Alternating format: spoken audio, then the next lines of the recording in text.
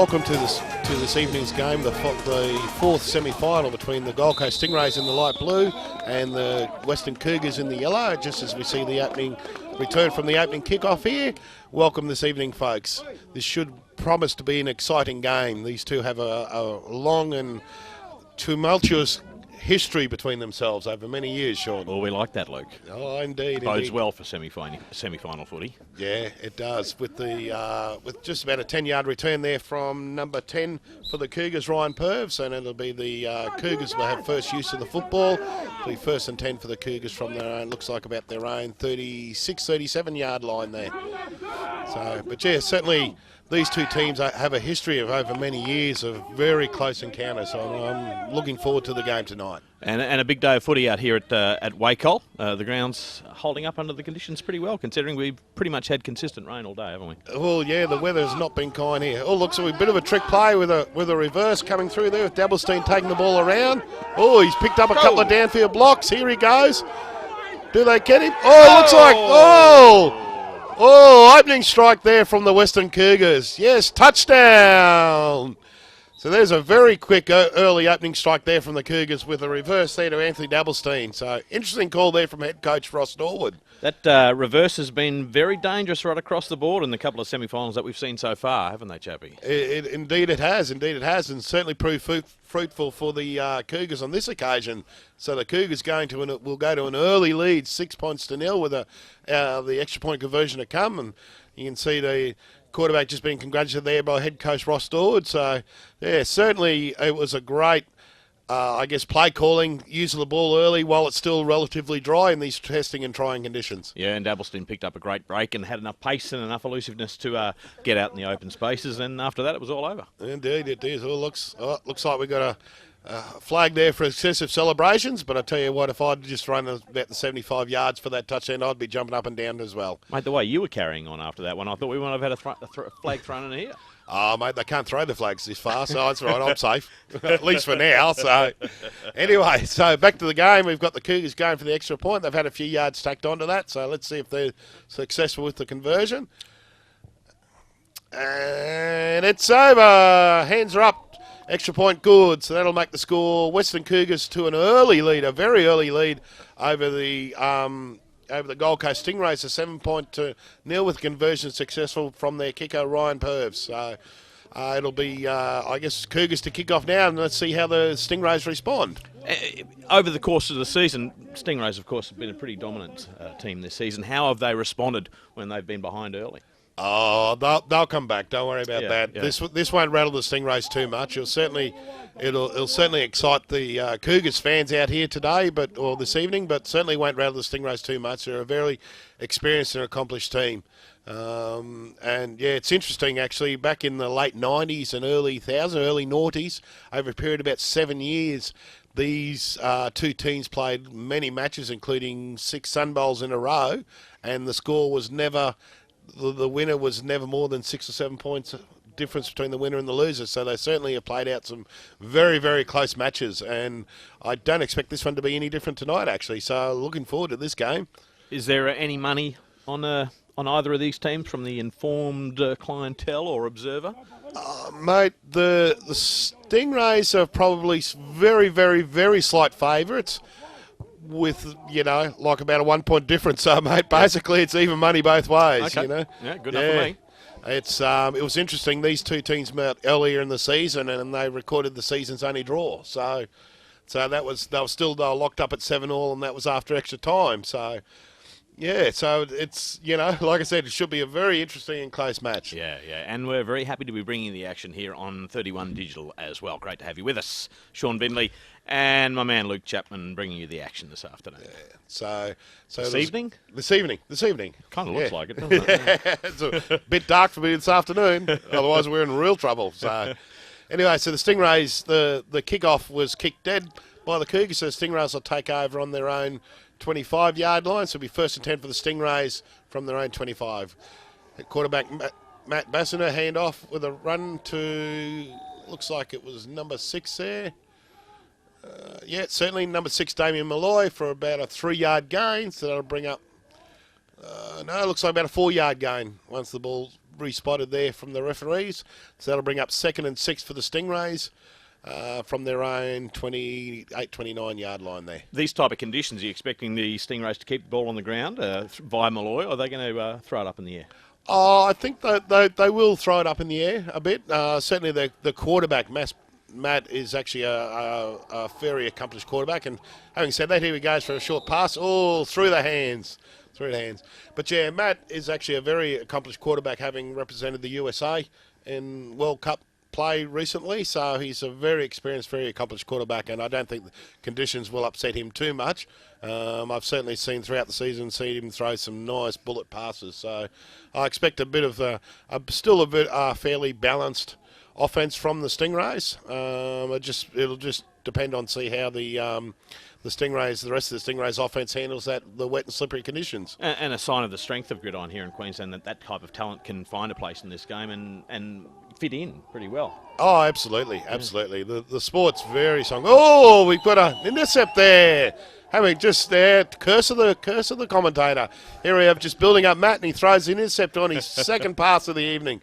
So that is certainly the Cougars proving to be the better of the two teams in the early exchanges here, with an intercept taken in there. Reed Hutley, I think, with the intercept. Indeed it was. So that's a turnover for the Western Cougars. So the Western Cougars will take it, and that'll be 1st and 10 for themselves from their own 38-yard line. Yeah, they're really coming out to all the guns blazing early in this game, aren't they, the Cougars? Indeed they are. They're certainly bringing it hard to the Stingrays. So, mate, it'll be interesting to see how the Stingrays' defence responds to that, especially after that trick play caught him a little bit earlier. Certainly not expecting Balsiner to go back into his shell at all. He'll be firing up all afternoon. Oh, no, he'll be fine. There's that defence I was talking about from the Stingrays, with a handoff to the running back for the Western Cougars, and unfortunately not getting too many yards. I think that was Jacob Keane there on the carry with looks like a loss.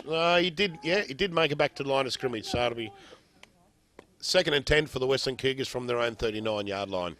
Tackles there coming in from Dennis Gilmore and Chris Mooney, the middle linebackers for the Gold Coast Stingrays. Yeah, pretty imposing linebacking troop, haven't they? The Stingrays? Oh, indeed they are. Both former Australian linebackers, and Dennis Gilmore has actually also played arena football and actually played in the States as well. Is that right? And he looks pretty good alongside big Chris Mooney. Indeed they are. With a running back from Keane to the right, and nice run up to the right-hand side there. Looks like a gain of about 9 yards there. So that'll bring up 3rd and 1 from looks like about the 52-yard line there. So it'll be 3rd and 1 for the Western Cougars with a run over the right-hand side of their line behind big. Looks like Clinton Fraser was lead blocking on that one. So now, are people interested in getting involved in watching the game? Where are the Stingrays based on the Gold Coast? Stingrays are actually based at Nerang on the Gold Coast, at Nerang Rugby League clubs, and then the Western Cougars are actually based at our venue for this evening's semi-finals at the Centenary Rugby Leagues Club at Wacol here on Grindle Road. And they've done a great job of bringing this field up. Conditions are pretty good considering the wet circumstances that we've had. Certainly is. Well, it looks like we've had a bit of a false start there. A couple of flags flying, so just wait for the call from the referee. So I'm not sure who was the culprit there on that one, but certainly one of the coach won't be happy with that one. False start from number 62 on the offense. Not quite sure who that was because he's not on our list, but anyway. 22 it was the running back, Jacob Keane. So, Jacob Keane, yeah, so that'll cost him 5 yards. That'll make it a bit more difficult. So it'll be 3rd and 6 for the Western Cougars from the 43-yard line. Quarterback Earn drops back to pass, rolls out under a little bit of pressure and goes, just a bit too long there for the receiver.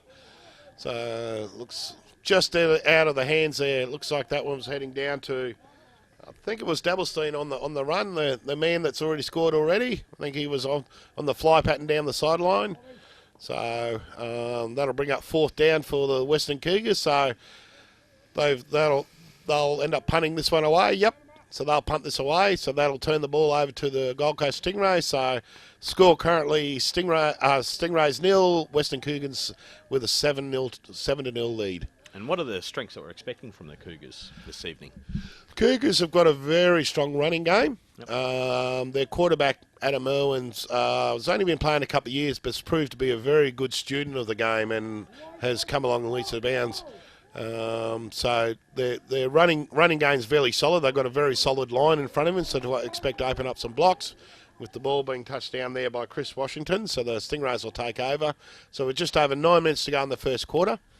It'll be 1st and 10 for the Stingrays from about their own 22, 23 yard line. Bit of an awkward kick from the Cougars, but no doubt nonetheless effective. Indeed it was. But yeah, the Cougars will have like I said, they've got a very strong running game with a very big offensive line there. Yep. Their quarterback, Adam Irwins, is a confident player, and he can also run the ball. So if they run the option, he can certainly be a weapon in himself. Yep. His passing game has certainly improved over the season, and he's very, with the likes of Dabblestein in the receiving core, he certainly can be a threat as well. So we'll see a bit of a fumble snap and a pass from out to number 8, Jared Hayes there for looks like a loss of a couple of yards there. Certainly the Cougars' defence was up to the task on that case. Sia in defence there as well. Good tackle. Good tackle there from the Cougars' defence. Mm-hmm. As we see the Cougars just standing on the sideline taking it all in. As you can tell, folks, yes, it is very wet out here this evening. It's been raining all day and the conditions haven't been conducive to good open flying football, but we've certainly seen some early games have certainly been very fast, free-flowing, so I don't expect anything different this evening. Yeah, the fourth game in our coverage of finals football here for Gridiron Queensland so far. This is the 4th game. Indeed it is. Pass through the hands there, so... I think that was Riku Hatcha on the miss on that one. Unfortunately, he just didn't quite get his hands to that one. In fact, it was Reece Perkins. 80 and 86, 0 and 6. They're close. Bit hard to see from here. So, but certainly Reece Perkins, unfortunately, able to get his hands to it. So that'll bring up 3rd down for the Stingrays. Backed up towards their own end zone at the moment. So. Let's see what the Stingrays come out with this one. Looks like they're going in a spread formation. Some wide receivers there. Well, now a little run up the middle there to number 6, Damien Malloy, for a gain of not a whole lot, maybe 2 yards on the play. That'll bring up 4th and long for the Stingrays, so one would assume they'd be punting this one away. And Peter Sackley at number 77 with the tackle for the Cougars. Yeah, Big Pete gets in on the action. Oh, he's big, all right. Oh, yeah, certainly wouldn't be mistaken for a small lad. So that'll be number 80, Reece Perkins, to punt this one away for the Stingrays. So certainly both defences, apart from that one early mistake from the Stingrays, both defences have been very dominant tonight, from fairly evenly matched teams. Classic finals footy so far, isn't it? Oh, indeed it is. Indeed it is. Ooh, missed snap for the kicker. Oh, look out. Oh, we've got balls going everywhere here. Oh, I don't know what to make of this one. What is that?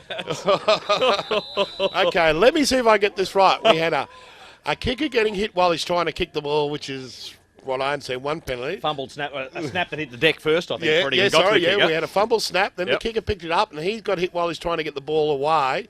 Then he did a bit of a muff kick, and that hit another guy in the head, and then it bounced forward to another guy. One of his offensive linemen. Yeah. Took it forward. The offensive lineman started to run forward with it, made a few yards, and then he got stripped of the ball, and someone else picked it up and then made lots more yards. So it almost looked like he even tried to lateral it there for a second as well.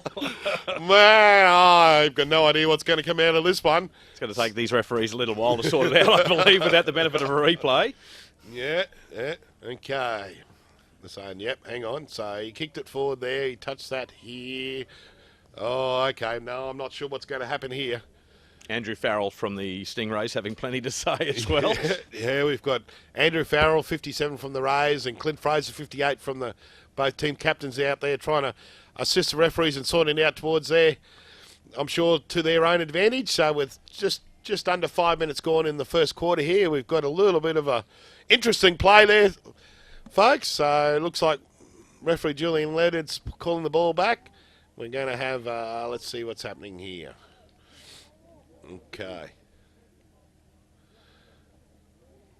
So how do the referees go about working out what they're going to decide here? They share the information of what they observed, then it's up to the head referee to make the call? Yeah, basically, if you have a look there, we've actually got a 7-man refereeing crew, and each of the referees actually has an area of responsibility to look after, and each referee will just look after. Hang on, we wait to get the call.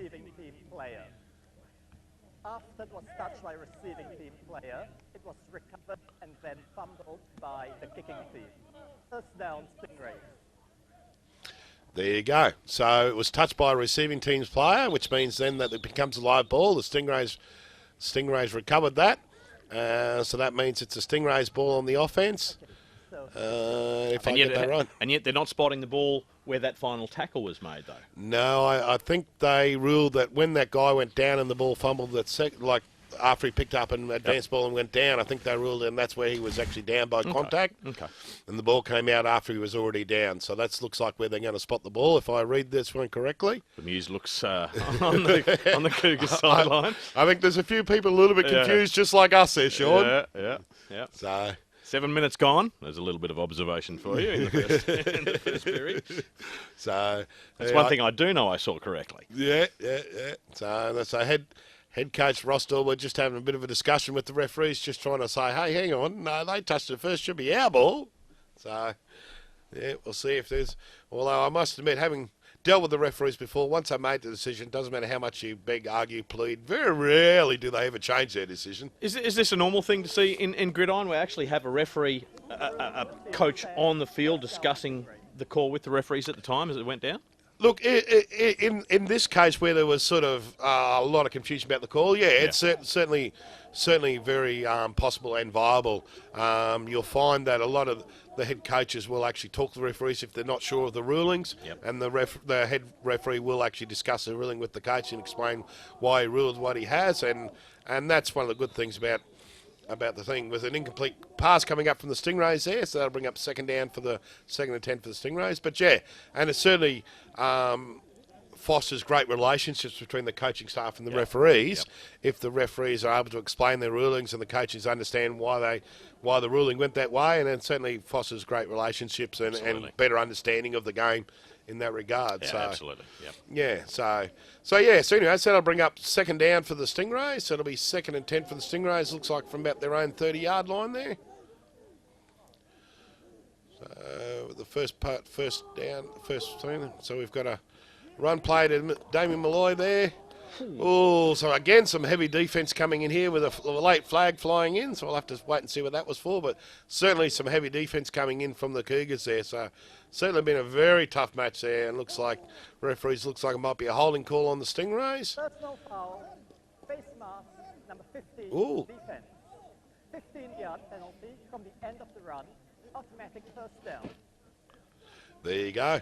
So it's a personal foul on the defence. Ryan O'Sullivan, number 50 from the Cougars. Yeah, for a face mask, which is one of those safety penalties we were talking about in one of the earlier coverages. The rules of the game are designed to make sure that it's very safe for the players. And one of the rules is you're not allowed to touch the helmet or face mask of an opposition player at any stage. And unfortunately, one of the guys grabbed the face mask and it'll cost me. Oh, first complete pass there to Reece Perkins there for the Stingrays. Looks like a gain of about 8 yards there if we're just waiting for the referees just to spot the ball there. Just a little bit of a fumble from Perkins, but he was able to hold on to it right under our camera. Hold into it under a bit of pressure. Yeah. So, no, it was a 10 yards gain. So they'll bring up first and 10 for the Gold Coast Stingrays from their own, looks like about their own 37-yard line there. Or is it 38-yard line? So first and 10 for the Stingrays from their own 38. So nice pass there from the Stingrays quarterback Matt Bassiner.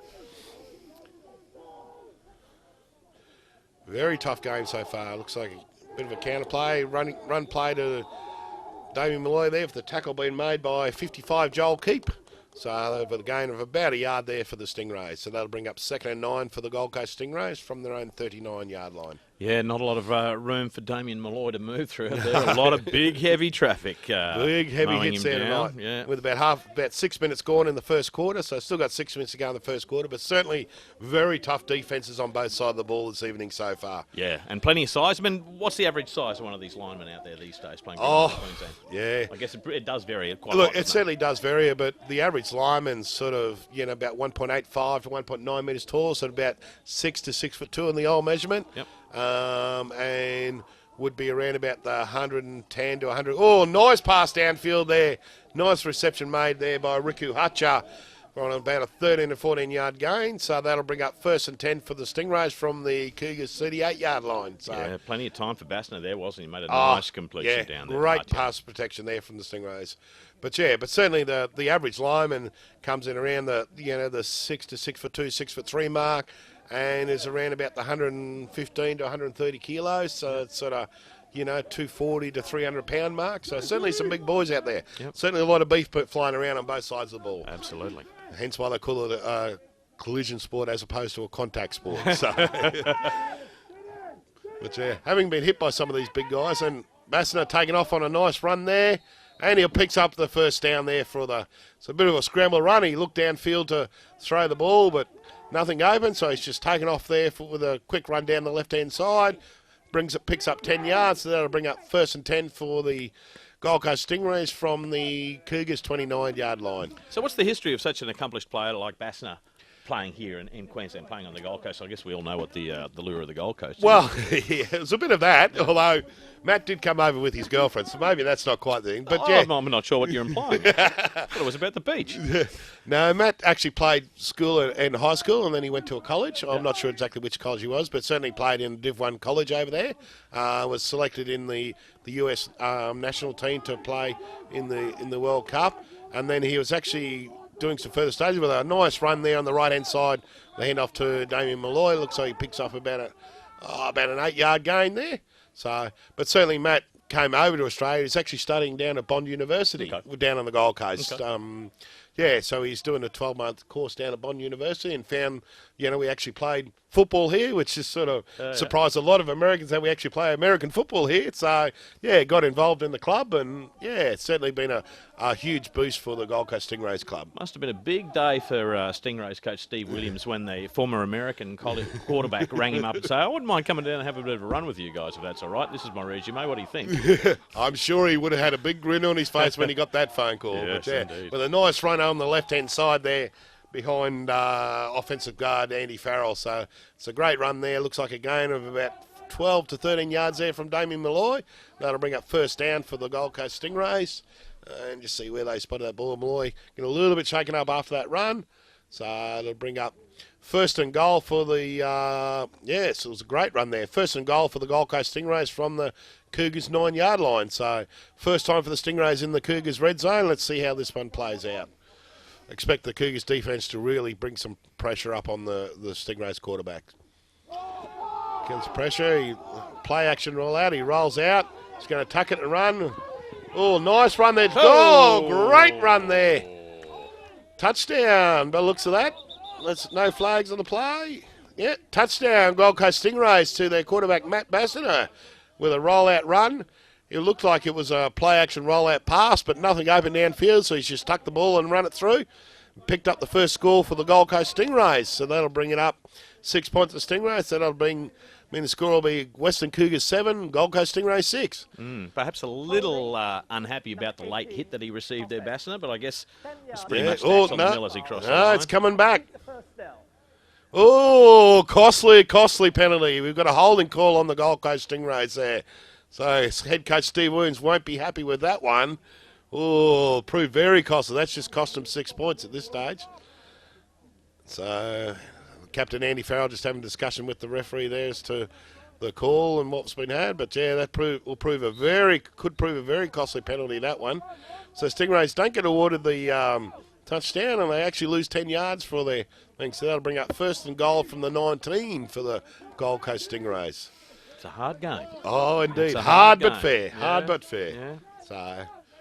So Stingrays still in the red zone there for the of the Western Cougars. So a bit of a lucky break for the Cougars. Drops back to pass and does a good. Oh, he's doing the same play again. Is he going to make it? Is he? Oh, same again.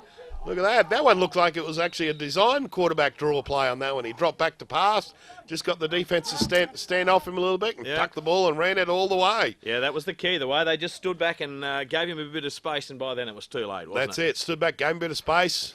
Thought, yep, right up. Sit back and watch they stood back and tried to decide what he was going to do, and by the time they sort of realised that he's running the ball, it was just too late. I guess the aura of a player like Bassner as well has a tendency to make people go, oh, I don't know what he's going to do yet. I might just have a second and see.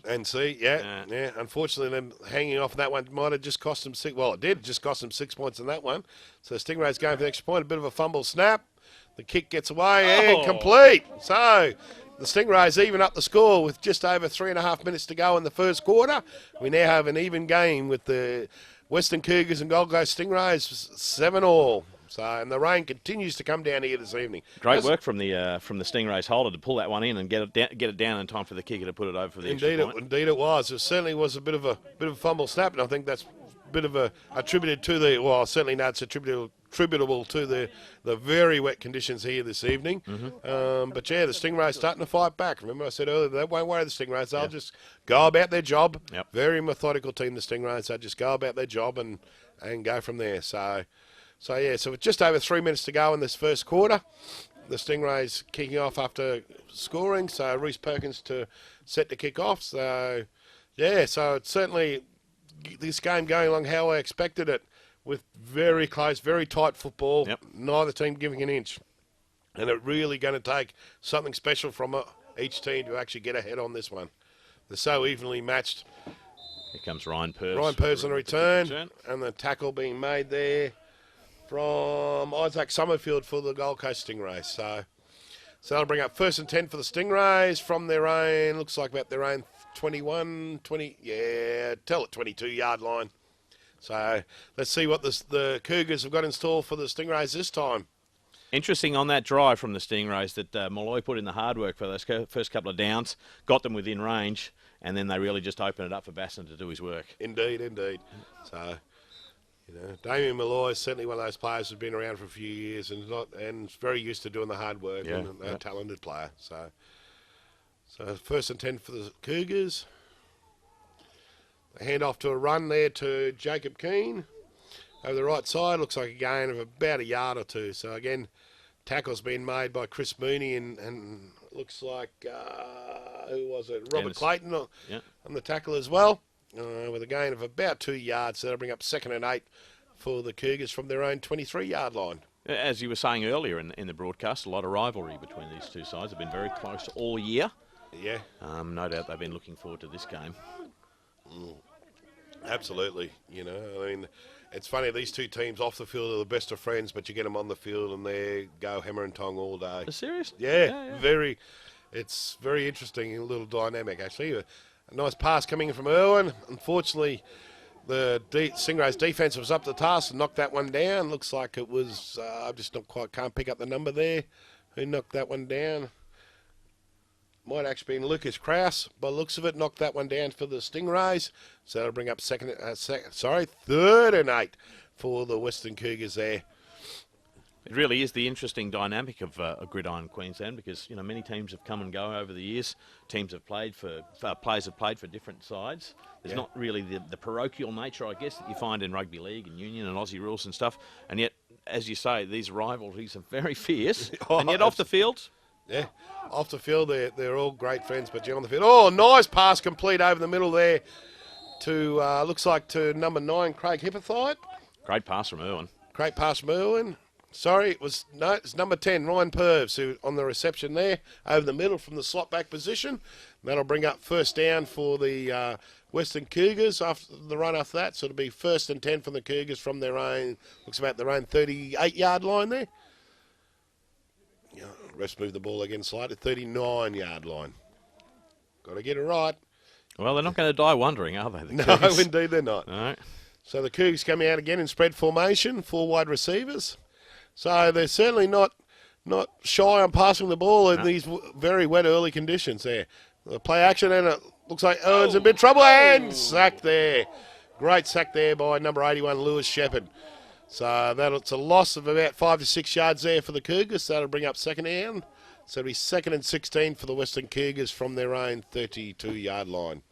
Lewis Shepherd's actually a former college player, played for California, a school in California, Division 1 college. So certainly showing his class on that one. Speed off the line there at defensive end. Australian or an American living out here? He's actually American living out here. He's also going to Bond University as a student. So, You've got a lot of expat Americans playing in the league? Each team always ends up with a couple, yeah. I guess everybody's out there scouring the streets and the suburbs looking for ex-players, aren't they? Old guys with experience. Yeah, with a nice screenplay there from the Cougars. Picks up. Still going. Still going. Oh, tackle. Nice hit from the backfield. Tackle coming screaming in there. It was Damien Malloy's now on the defensive side of the ball with a great tackle there on Craig Hippothite.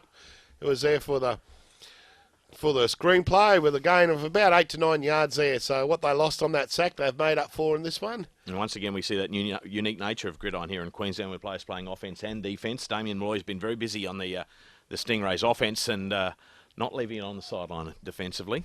Big hit from Damien. He's certainly one of their better players. So the head coach Steve Williams will use him wherever possible. We've got a sweep to Jacob Keane there, dancing around trying to work out where to go and nowhere to go there. So it looks like a gain of about 1 to 2 yards there. Tackle's been made by Lewis Shepherd and looks like Chris Mooney in there on the tackle. Gain of about 2 yards. So that'll bring up fourth and about 7 yards for the Western Cougars. Looks like head coach Ross Dorwood just deciding what to do there, whether to go for it or whether to just pump the ball away and send the defensive unit out there to work. What would he be thinking at this stage, Dorwood? More than likely punt it away. Looks like, end of quarter. So that's the end of the first quarter. By the looks of that, end of first quarter. So that'll bring up. So we'll change ends here. So at the end of the first quarter in the 2012 fourth Gridiron Queensland semi-final between the Gold Coast Stingrays and the Western Cougars, we've got a tied-up ball game of 7 points to all. What are your thoughts on that first quarter there, Sean? Interesting game so far. Really enjoying this, Luke. Some big hits, what we like to see in Gridiron. Some great skill. And, you can see what the conditions are like now. There's plenty of water getting down on this field. But neither team is showing a lack of willingness to put the others to the sword at this stage. It's been really enjoyable. Certainly going at it hard. I mean, there's no turning back from tonight. With the loser of this game bowing out for the 2012 season and the winner going on to play the Northside Rhinos in the Sun Bowl. So, with a great kick there from Ryan Purrs. And looks like, was it Reese Perkins? Reese Perkins there with the return of next to nothing. So he's taken the kick there. So they'll bring up 1st and 10 for the Stingrays. It'll be from their own, looks like about their own 11 to 12 yard line. So change possession there. So, mate, I tell you one thing though, I'd hate to be the mum who's got to wash all these jerseys and pants after this game. Isn't that you? Nah, not me. I thought you washed the jerseys for everybody. Nah, my wife would kill me. She don't even let me bring my own team's jerseys home, let alone someone else's. So it's at the start of the second quarter with the Cougars punting away. It'll be 1st and 10 for the Gold Coast Stingrays. So let's see Stingrays offensive unit start to work now. Bassner with the handoff. The handoff and a great tackle there made by Clint Fraser for a gain of the handoff to Damien Malloy there for the gain of just about a yard. So that'll bring up 2nd and 9 for the Gold Coast Stingrays from their own 12-yard line. Just take it easy, mate. Don't need to fly. Just call it as you see it. Oh, mate, it's this wet weather today is starting to take its toll. I've been here a long day. So, righto. So here we go. 2nd and 10. Bassiner dropping back to pass. Oh, nice completion on a 15-yard pass completion there. Looks at Reese Perkins there. Yep. Reese Perkins again with the reception. So it's a great reception there for Reese Perkins. Certainly proved to be a very viable target there for Matt Bassiner. So that'll bring up 1st and 10 for the Gold Coast Stingrays from their own 30-yard line. Yeah, he did well to hang on to that one, Perkins, because there was plenty of attention being paid to him as he caught the ball. Yeah, certainly the Western Cougars defence certainly made sure he was aware that he was going to get hit. Yep. The handoff for up the middle there to Jared Hayes. Ball on the ground, but I think the referees will rule that one down. So Jared Hayes now coming in at running back, doing some of the hard work that Malloy was doing earlier. And for people unfamiliar with the game, of course, as soon as the player's knee touches the ground, that's when the ball's considered down. So people might think, well, didn't he fumble it? Shouldn't the other team be able to pick it up? Once the knee's down, that's the end of the play. Yeah, they have a rule which is called down by contact. So if you contact the ground with anything other than your feet or your hands, then the rule, that's where the play stops. And the players will dead, and then you go from there. So after about a 6-yard gain, that'll bring up 2nd and 4 for the Stingrays. Rolls out again, Bassler. Quarterback rolls back. Oh, just out of the hands of Hayes there. Claps his hand and bugger, should have got that one. So nice roll out there to Bassiner on the pass through to Hayes coming out of the backfield. So that'll bring up 3rd and 4 for the Stingrays. Stingrays back in their huddle. Contrasting styles, these two sides. It certainly seems the Stingrays are the ones playing with a little more flair, perhaps. Yeah. But there's nothing between them. No, they're certainly... They're very contrasting but very complementary styles. Yeah. Well, it certainly makes for great viewing. Yeah. The Stingrays' offense is can be very free and fast flying. Oh, we've got some flags. We've got some early movement there. Not sure whether it was on the offense or the defense here. Certainly some defensive contact there before the snap. Let's see whether they reacted to an offensive player moving or whether it was the defence just getting a bit too eager. And Peter Sakalia from the Cougars indignantly pointing out that he believed that was the Stingrays. Against the defence. Defence just getting a bit too keen there. Might have been a long, hard count there from the Stingrays that caught the defence offside. So that'll bring up 1st down for the Stingrays. So it'll be 1st and 10 for the Stingrays from the Cougars. From the Stingrays' 42-yard line. 7-all early in the second quarter. Man in motion for the Stingrays and the handoff. Handoff to Malloy. Swung out the first tackle, but not getting away from the second. Missed out the first tackle there. Looked like it was from Luke Gordon there, but certainly Clint Fraser cleaned up that one.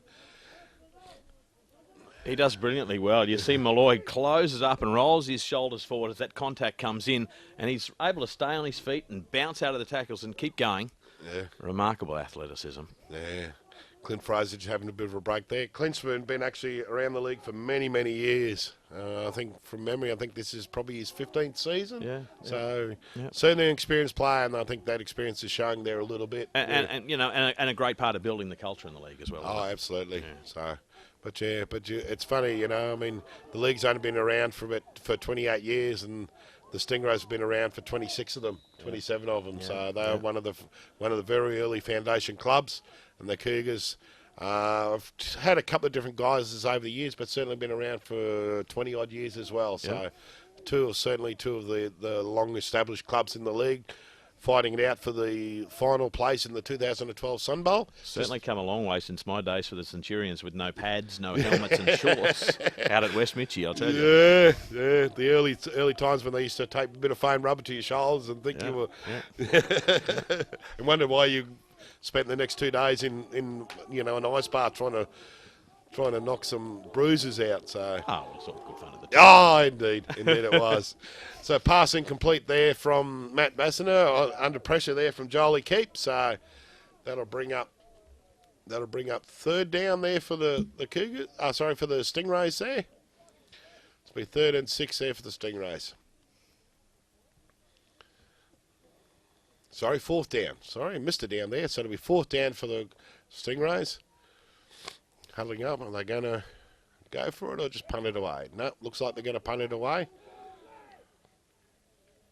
So head coach Steve Williams doing the conservative thing and punting away and getting ready to send his defensive unit out. Malloy on the motion on the punt. And punt's rolling out of bounds there. So no return on the kick. So they roll out of bounds, look like about the 11-yard line. So it'll be 1st and 10 for the changeover possession. 1st and 10 for the Western Cougars from their own 11-yard line. Great kick from the Cougars. From the Stingrays, From the Stingrays, I'm sorry, yeah. Great kick from there, pinning the Cougars, right down the back of their territory, and giving the Stingrays defence plenty of room. So it's just after, looks on just after 9.5 minutes to go in this second quarter before half time. We've still got an even ball game with the Western Cougars and Gold Coast Stingrays, 7 points to all. You think this game is going to plan as far as the coaches were planning how they were going to play this game out? Just the I way they think saw so. the game? You know, I think the coaches would have to modify their plans a little bit because of the conditions, but certainly going the way I expect it to be. Expect to be a very tight game. Oh, great run up the middle there from Jacob Keane there. So a nice blocking there from the Cougars offensive line, and a great run up the middle there for a gain of looks like about 20, 24, 25 yards there, would you say, Sean? Yeah. No, great deceptive work from Irwin as well. There he had Meafield. I thought he still had the ball in the backfield while the runner was on his way up. Yeah, so that'll bring up 1st and 10 for the Western Cougars there. I think the lead block there was done by Alex Green there, as a former Australian junior offensive lineman, so certainly showing that he can mix it with the big boys there and the thing. And they go for the same play there with another 3 to 4 yard run there from Keane, with the tackles being made by Robert Clayton and Chris Mooney there for the Gold Coast Stingrays. So that'll bring up 2nd and about 4 for the Western Cougars. So Cougars starting to march the ball through the run game at the moment. Yeah, very much so. Jacob Keane starting to match the exploits of Malloy for the Stingrays so far, and as you say, marching the ball up the field, looking very effective in this second quarter. Moving the ball up the field there, so it'll be second and 4 for the Cougars after that 6-young game, with just over 7 minutes to go here in the second quarter of this 2012 semi-final between the Gold Coast Stingrays and the Western Cougars. Then another nice run there from over the left side, brings up a 5-yard gain, so that'll bring up 1st down for the Western Cougars. So the Western Cougars just starting to march the ball. Jacob Keane on the carry again. So the Cougars just starting to march that ball up a little bit. Maybe the Stingrays defence might be starting to get a little bit tired here in these tough conditions. The Cougars taking advantage of it at this stage. So that'll bring up another 1st down there for the Western Cougars from their own 42-yard line. Fairly typical of the way the Cougars have played this year. Yeah, as I said earlier, the Cougars certainly have got a very strong running game with a very big offensive line. I think they're playing to their strengths a little bit, which is smart to do, certainly in the conditions. Very smart to do things. So Erwin dropping back for a pass. Oh, bit of a... Oh. So, okay. A bit of an unorthodox pass, shall we say there? What kind of pass do you call that, Coach Chapman? Not exactly sure what technique that was, but certainly a completion there to Jason Hughes. Got it done. Yeah. Crude but effective. I think that conditions... The two-handed shovel pass.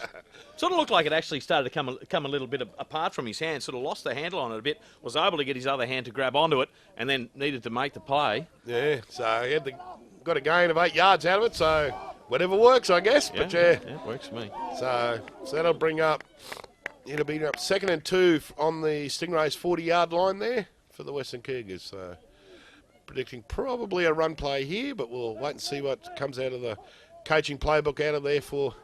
Yeah, here we go. A sweet pass to Keane. It should be enough there for 1st down. We'll just have to wait and see where the referee spot that ball. So Lewis Shepherd, one of the tacklers in there, putting Keane down. Yeah, so looks like a gain of about 3 yards. So there'll be 3rd and 1. So 3rd and short for the Cougars from the Stingrays 40, 39 and a bit yard line there. Yeah, nothing flash so far. Nothing fancy from either side. No, very, very tough. I think the two coaches have sort of running the plays, been a little bit conservative because of conditions and also the opposition. Yep. So a full handoff there to number 9, Craig Heatherthite. Tackle being made by Dennis Gilmore there. It'll be interesting to see whether he managed to make it back to the line of scrimmage or not. So just have to wait to see where the referees... Certainly Gilmore coming in with some great heavy contact there. And let's see where he spotted that ball, so whether he made a 1st down or not.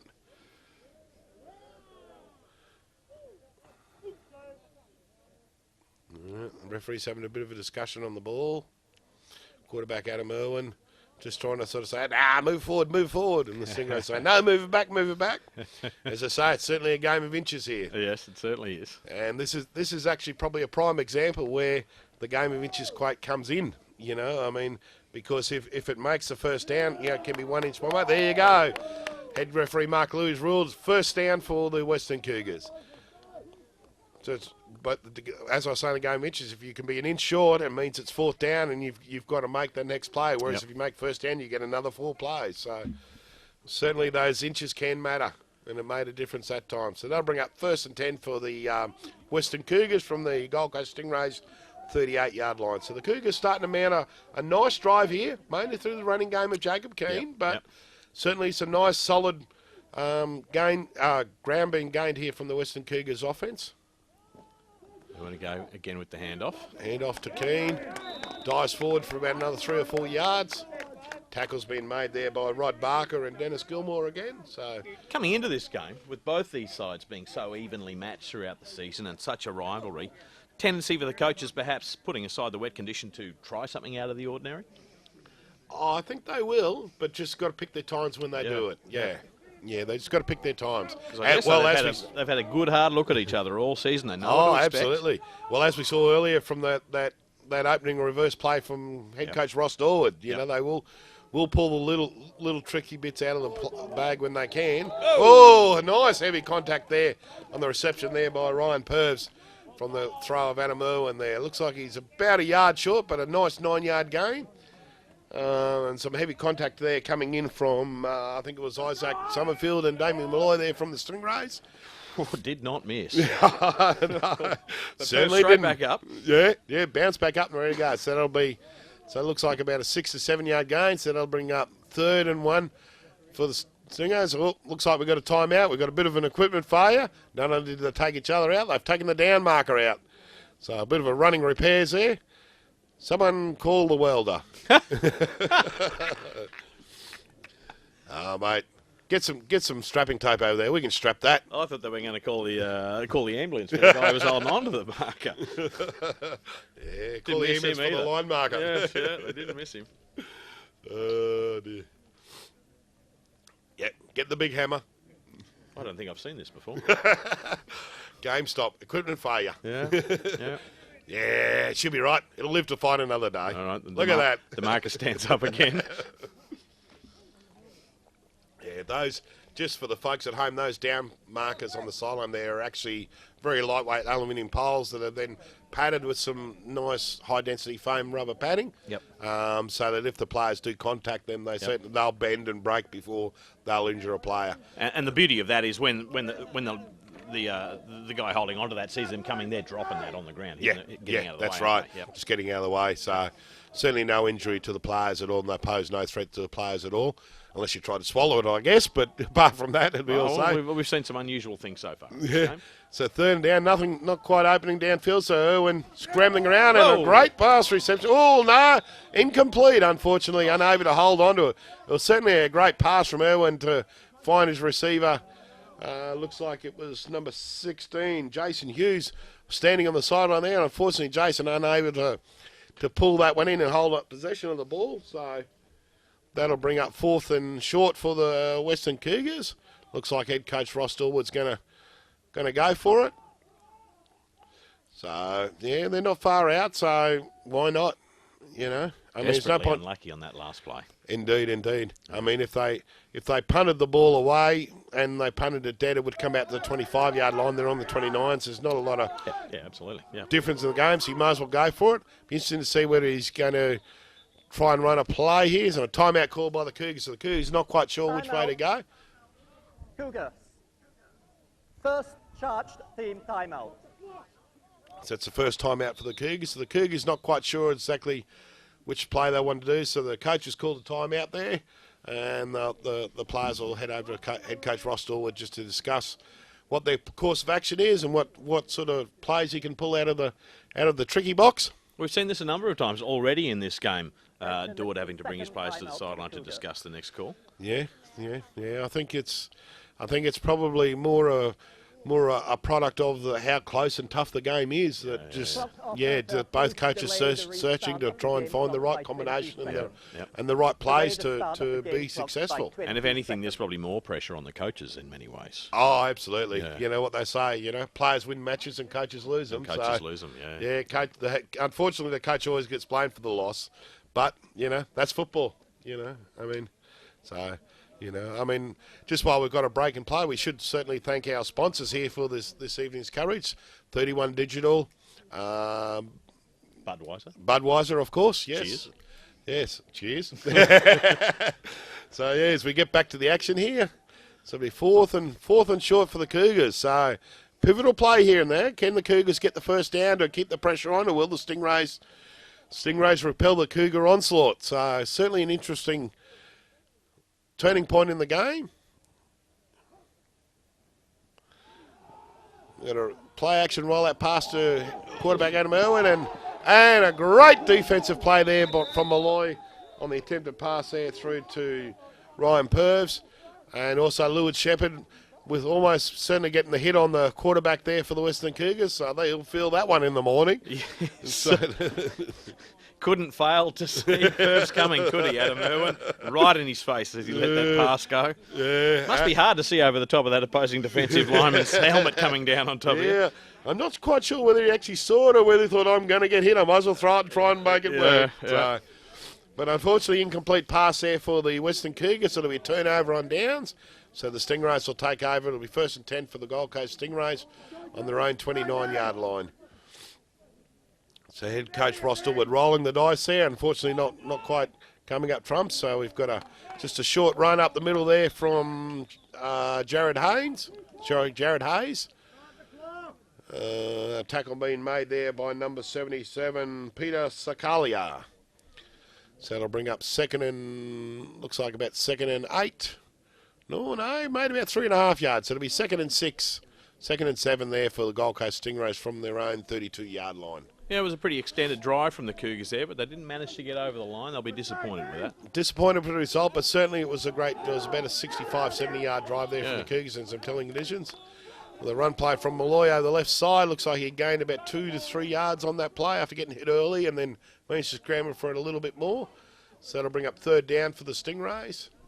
Let's see whether the referees mark that ball. So it'll be, it looks like about a 1-yard gain there for the Stingrays. So that'll bring up 3rd down with just over 4.5 minutes to play in this second quarter of this very tight and enthralling semi-final between the Western Cougars and the Gold Coast Stingrays. Current score, it's 7 points all. And again, we see that remarkable ability of running back Damien Malloy to bounce off tackles and keep going. Just keep going, keep moving, keep your feet moving. Yeah, very critical. Feet moving, when you're running that ball, just keep your feet moving. You never know what's going to happen. So bring up 3rd down for the Stingrays. Steering's in a split back formation. He's going for an option pass there to Jared Hayes over the right-hand side. Tackle being made by Harry Alderston, number 4 for the Western Cougars. So just a bit of a shovel there from Bassner while he was in motion. Just a little shovel pass inside. If you had a look, when he was going over the right-hand side, he had a back either side, one in the front, one in the back, and it's just his choice which way to go. Stingray's going to hurry up offense here. Bassner going for the pass. So a bit of a... great throw. Oh, still going. And we've got a flag, but certainly great reception there by Riku Hacha there for the Gold Coast Stingrays. So, yeah, a bit of a surprise there from bit of a trick play call out of the Steve Williams playbook then. He went for a 3rd down short run, and on 4th down, they went no huddle, and he's gone for the big long bomb downfield. So, if the play stands, it certainly will be a bit of one of those out-of-the-box plays there. I mean, no one normally expects you to throw deep on a 4th down play, especially when you're still in your own half of the field. So, certainly out of the play, certainly some confidence shown in his players there by head coach Steve Williams. Number 58, defense. That penalty is declined. Personal foul, face mask, number 21, defense. 50, half distance from the end of the run, automatic 1st down. There you go. Great play from the Stingrays. We had an offside penalty at the line of scrimmage, which was declined. And then we had a downfield after the reception. We had a face mask penalty against Chris Washington of the Cougars. And that'll bring up a half-distance penalty. So it'll be 1st and goal for the Gold Coast Stingrays. It's just over a minute left to go in this exciting first half. So the Stingrays pressing hard. It'll be 1st and goal from about the 3-yard line after the penalty. Could be a bit of a game changer, that one, I suspect. Indeed. Could prove a costly penalty there for the Cougars. Oh, pass out wide there to, looks like it was going to Andrew Campbell there for the Gold Coast Stingers. Unable to reel it in, so that'll bring up 2nd and goal with 54 seconds remaining in this first half. So it'll be interesting to see whether the Cougars defence can withstand this Stingray late charge from the Gold Coast Stingrays there just before half time. So we'll see what little bag of tricks head coach Steve Burns can pull out of here for the Stingrays. Yeah, perfect opportunity for the Stingrays going into half-time. 50-odd seconds left on the clock. Yep. So bring up second and goal for the Stingrays. There's a snap. We've got to run up the middle there to Malloy. And tackle being made there from number 20, Luke Gordon. Just tripped up Malloy on his way through and unfortunately unable to get to the goal line there. So we've got a timeout called from the Stingrays. So that'll be third down. Be third and about 3 yards there. Third and 3 yards with 48 seconds left to play in this second quarter. Just a bit shaken up on that play, Malloy, wasn't he? Sort of came up again.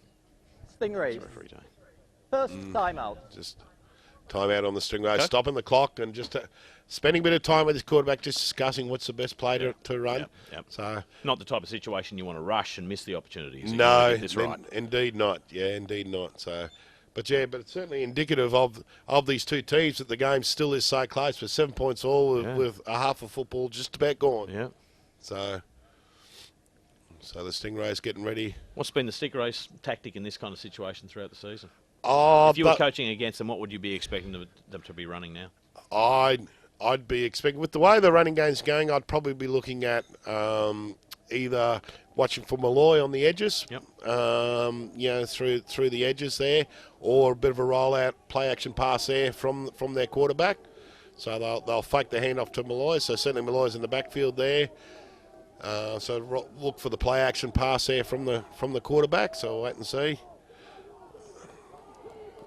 Oh, under a bit of pressure here from Bassano. He's scrambling around, indicating, and a throw over the middle, and through the hands. It was certainly a great throw. He was under a lot of pressure there, scrambling around trying to find room. Unfortunately, the receiver, Jared Hayes, in the end zone there was unable to reel that one in. So Desperately unlucky, Bassett, not to pull that off. Oh, would have been spectacular if it had worked. As I say, it was a fantastic play up to the point where the guy dropped it. So, well, I mean, the way the Cougars were able to force him out of the pocket, make him run with the ball, and actually have to start looking for his third and fourth options, and the way Bassett was able to actually find one in the end zone and just couldn't pull it together at the end. Unlucky. Unfortunately, so that'll bring up fourth down there. So the Cougars sideline getting very vocal with 38 seconds to go. This is maybe certainly the play of the half so far. So we've got to sweep out to Malloy on the run, and unfortunately not able to complete that. So a great defensive stand there from the Western Cougars there, preventing the Gold Coast Stingrays scoring on that very promising drive. So that'll bring up first and 10 for the Western Cougars from their own 6-yard line with 32 seconds remaining in the first half. There's a very exciting game between the Western Cougars and the Gold Coast Stingrays. Yeah, didn't they do extraordinarily well there, the Cougars, to keep them out? Indeed. A great defensive stand there from the Cougars. Yep. Certainly getting high fives all around from their own teammates. Yeah, so, a great way to go into halftime for a defence. Yes, certainly is. The Cougars be very, very excited and very happy with that defensive effort. I think the Stingrays might be a little bit disappointed they weren't able to put some points on the board there. So, but certainly sets us up for a very exciting second half here in this game between the Gold Coast Stingrays and the Western Cougars. So it looks like the Cougars are just going to kneel out the half. No, we've got a whistle blown. Well, we've got about 10 seconds to go, I think. There's a little bit more. It's about 30 seconds to go. Oh, okay. Delay of game, offense, half distance to the goal, still the first down. Took too long to kneel the ball out. How's that work? Simple as that. Come on, get on with it, fellas. Yeah, just get on with it. So it looks like the Cougars are going in kneel formation, so they'll just kneel out the half, go into half time, 7 points to all. Certainly the Stingrays are not getting excited, apart from Damien Lloyd, but he's always getting excited, that young kid. But so the clock will wind down here for half time. So shouldn't have to take any more snaps, I don't think. I guess there's always the option there for Malloy to try and draw them offside, isn't it? You know, if he can shake something up, you never know. You never know. No, players are standing off. Looks like that'll be half-time. So at half-time here in this very exciting game between the Gold Coast Stingrays and the Western Cougars, it'll be 7 points all. Don't go too far, folks, and join us for the second half of this exciting game.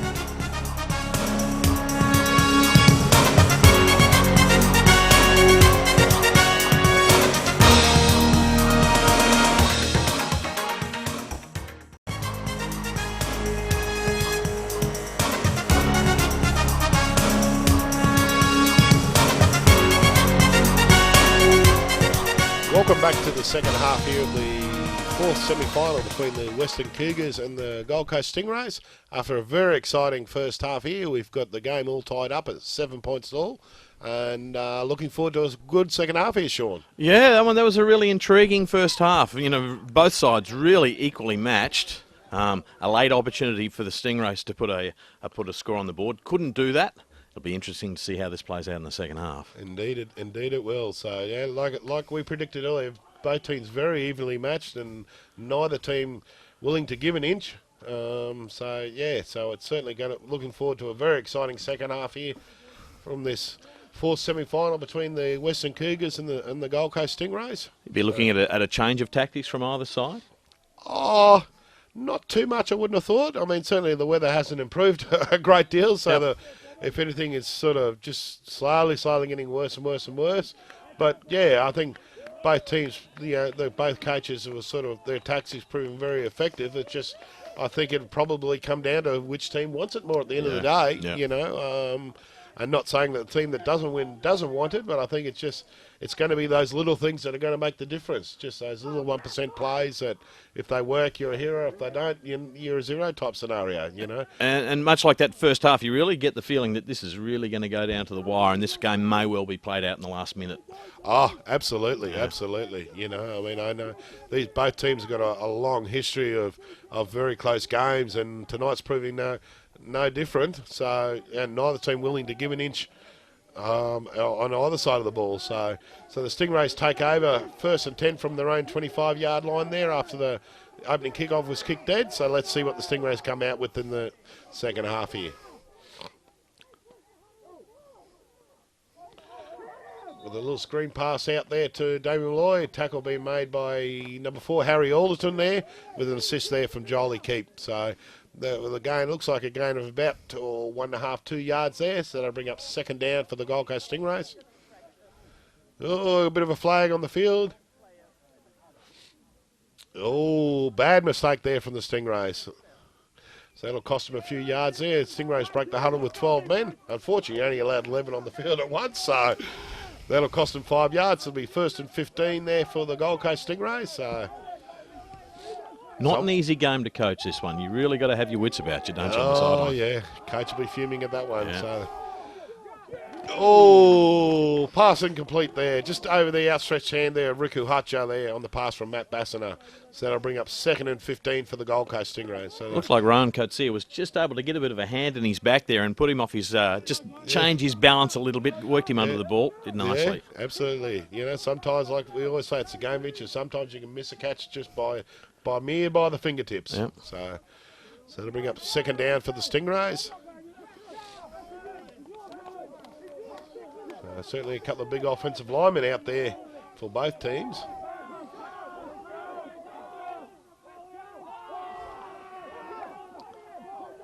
Pass scramble there from Matt Bassiner, being chased by Joel Keep there. And looks like a gain of about 5-6 yards there from the Stingray quarterback on the scramble. With a nice block coming back. Block being made on the pursuing Joel Keep. So that'll bring up 3rd down for the Stingrays. This will be 3rd and about 7 there for the Gold Coast Stingrays. Of course, both sides' running backs have been dominant in that first half. Expecting more of the same in this second? I would think so, yeah. Certainly with the conditions still very damp out there on the field and the ball's getting very wet. Ground's really holding up well, though, isn't it? It has actually. Yeah. Surprisingly, it's. I was down there earlier, and the field's been holding up really well, so which has been a good thing. It certainly hasn't. Oh, got a bit of early movement there from both sides. I think this one will go against the Stingrays there. I think the Stingrays right tackle, number 72 there, sort of got the jitters and moved a bit early. Let's see. Yeah, there you go. False start on the Stingrays. Offensive line getting a little bit keen before the snap of the ball there. So referees will pick the flag up. So that'll cost the Stingrays 5 yards, and away they go. So that'll bring up 3rd and about 12 now for the Stingrays. So. Now, explain to me explain to the viewers how that's gone down there, because we've seen plenty of movement on the defensive line from the Cougars, and yet it was the penalty played against the Stingrays. Absolutely. The Stingrays' offensive line are not allowed to move in any way, shape or form, or none of the offensive players are allowed to move before the ball is snapped. Okay. So if the player moves before the ball is snapped, oh, long pass, about an 18-yard pass, incomplete down there, right-hand side there, down to, looked like it was, who was that? Andrew Campbell, I think, on the reception, able to pull it in. But yeah, so when you're an offence, as in when you've got the ball, you're not allowed to move before the ball is snapped. So the ball must be the first thing that moves. If you do, it'll cost you 5 yards. Yep. The defence is allowed to move around any time they like. As long as they don't cross the line of scrimmage. As long as they don't cross the line of scrimmage. The line of scrimmage is basically the line where the ball is. So as long as they stay on their side of the ball, the defence is allowed to move, do whatever they like. So they can sit down, jump up and down. There's a little bit of cat and mouse going on there. Oh, with that, there certainly is. Certainly is. So that'll bring up 4th and long for the Stingrays. So Stingrays set to punt this one away. Malloy on the motion. Nice punt there from Reece Perkins. Bounce and out of bounds there. So we've got about a 40-yard punt there for Reece Perkins. So that'll bring up 1st and 10 for the Western Cougars from their own 34-yard line. So 3 and out series there for the Stingrays. So certainly the Cougars defence has come back from half-time ready to play this game. Yep. So let's see. Let's see how the Stingray defence and the Cougars offence are set for this second half. And both sides punters have been doing a good job so far as well. They've managed to pin both offences way back in their own halves. Yeah, they certainly have. So I'd probably expect this Cougars coming out in a 2-back set, 2 running backs, or a full-back and a running back there. So I'd probably expect a bit more handoffs to Keane in the backfield here, which they proved some success earlier. So it's a run up over the right-hand side there to Jacob Keane with a gain of about 4 yards. That'll bring up 2nd and 6 for the Western Cougars from their, looks like about their 38-yard line. And yet, again, we see that sense of camaraderie between both sides, helping each other up off the ground, pounding the hell out of each other, and then giving each other a hand up. It's great to see. Yes, it's a collision sport played by gentlemen. Yep. Although a few of them won't like you being called gentlemen. But yeah, certainly is. I mean, there's a great camaraderie between clubs and all clubs in the league. And some of that's evidence on the field. They'll certainly fly around the field and try and belt each other up best they can with a great run on the right-hand side there from Jacob Keane.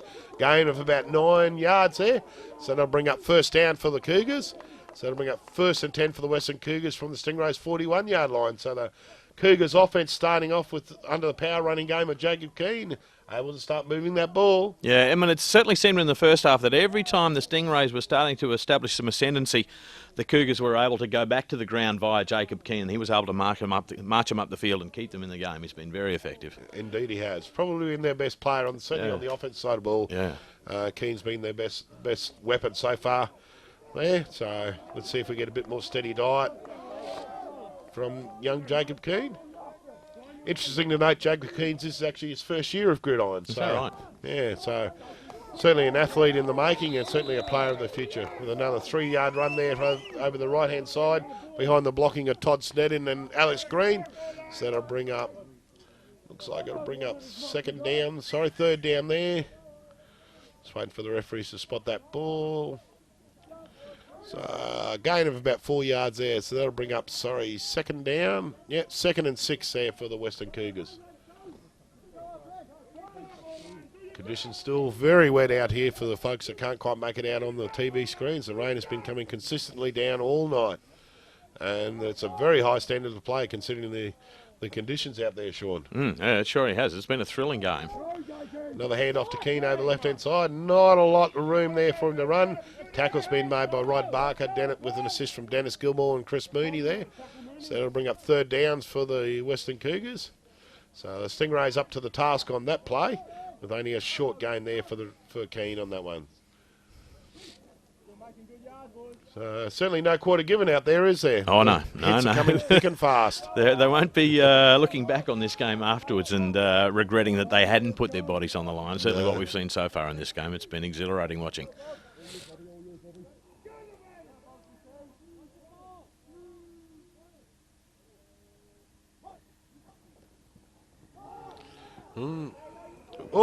Pass and sack there. Owen did the play action, the pass. It looks like it was Robert Clayton there, number 55 on the sack. Yes, it was. So a nice sack there for Robert Clayton, the defensive lineman from the Gold Coast Stingrays on Adam Irwin. So that'll bring up 4th and long. A loss of about 3 yards on the play. So that'll bring 4th and 8 for the Western Cougars. Looks like they're bringing out their punt team to punt the ball away. Yeah, they would have been looking to do a little bit more with that possession. The Cougars, great defensive play from the Stingrays. Absolutely. And I've just had a flag dropped on the sideline there for one of the referees. So I'm not quite sure what's happening in that one. So we'll hear from head referee Mark Louis. After the play was over, unsportsmanlike conduct, number 7 offence. 15-yard penalty, 4th down. There you go, number 7. Obviously, the quarterback, Adam Irwin, for the Western Cougars has had something to say. Didn't quite agree with what went on there and had a few words to say that the referee didn't appreciate, and that's just cost his team 15 yards. So an unsportsmanlike conduct penalty is pretty much it can cover a myriad of different things, can't it? Oh, it certainly can.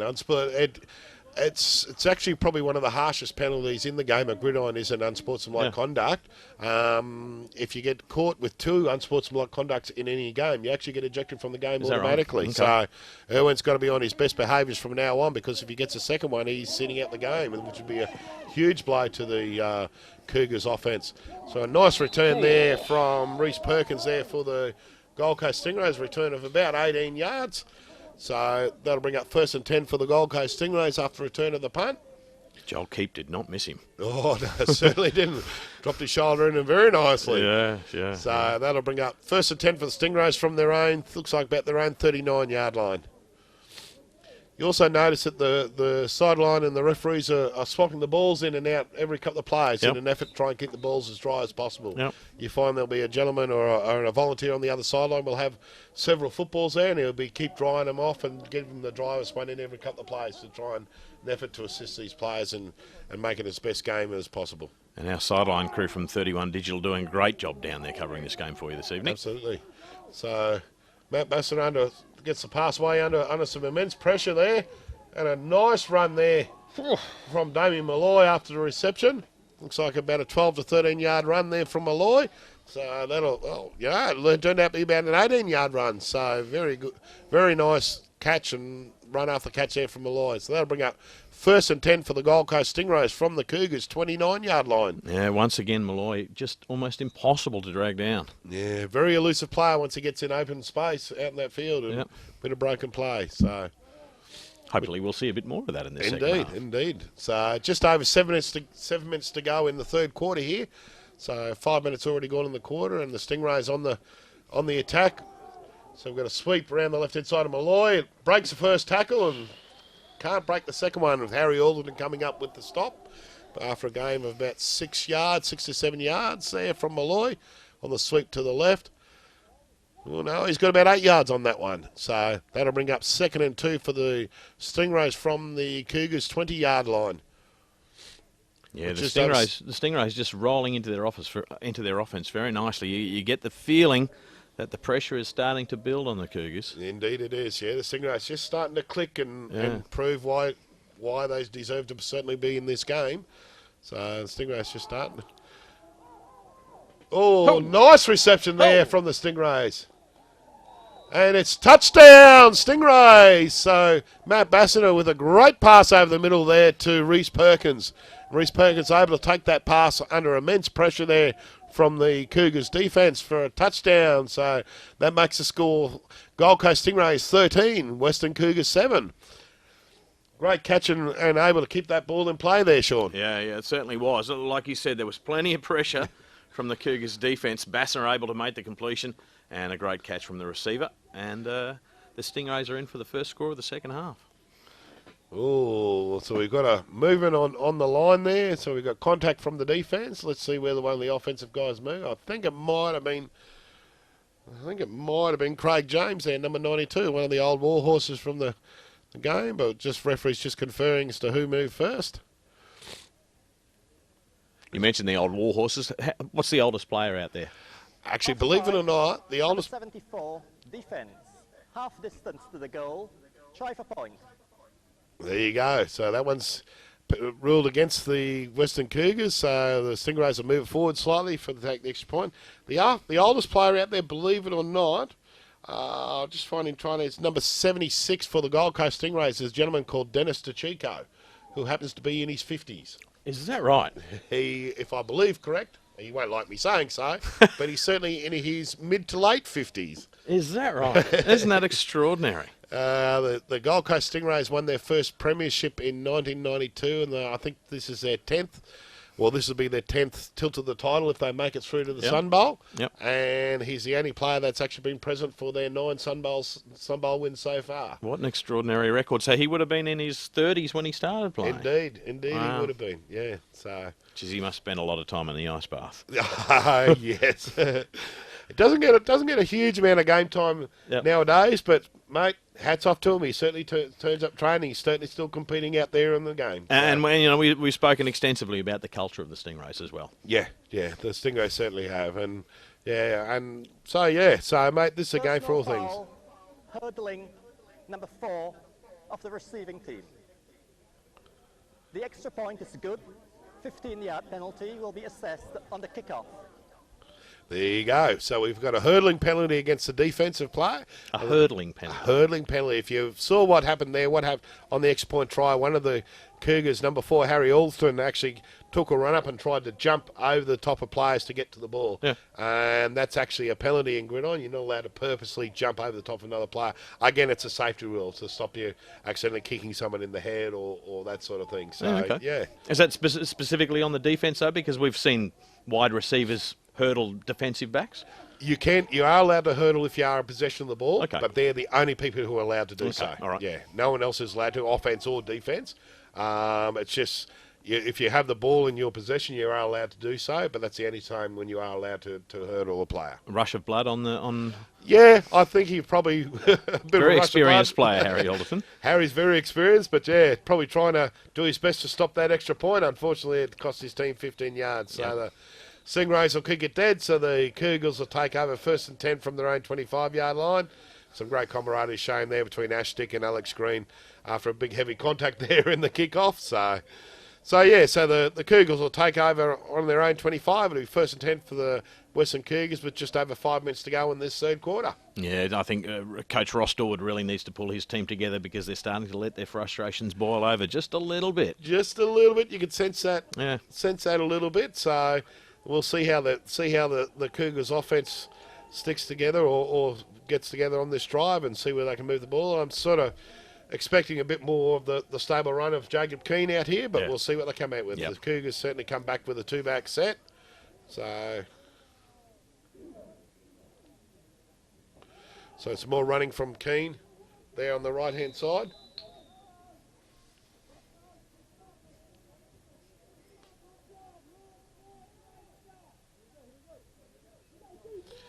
For a gain of about 3 yards. With just under 6 minutes to go in this third quarter. So it'll be looks like a gain of about 4 yards. It'll be 2nd and 6 for the Western Cougars from the 31-yard. 5 minutes, 38 seconds you can see in the background there to go in this third quarter. Another run to Keane there. Nice tackle made there by Dennis Gilmore with an assist made by number 36, Rod Barker.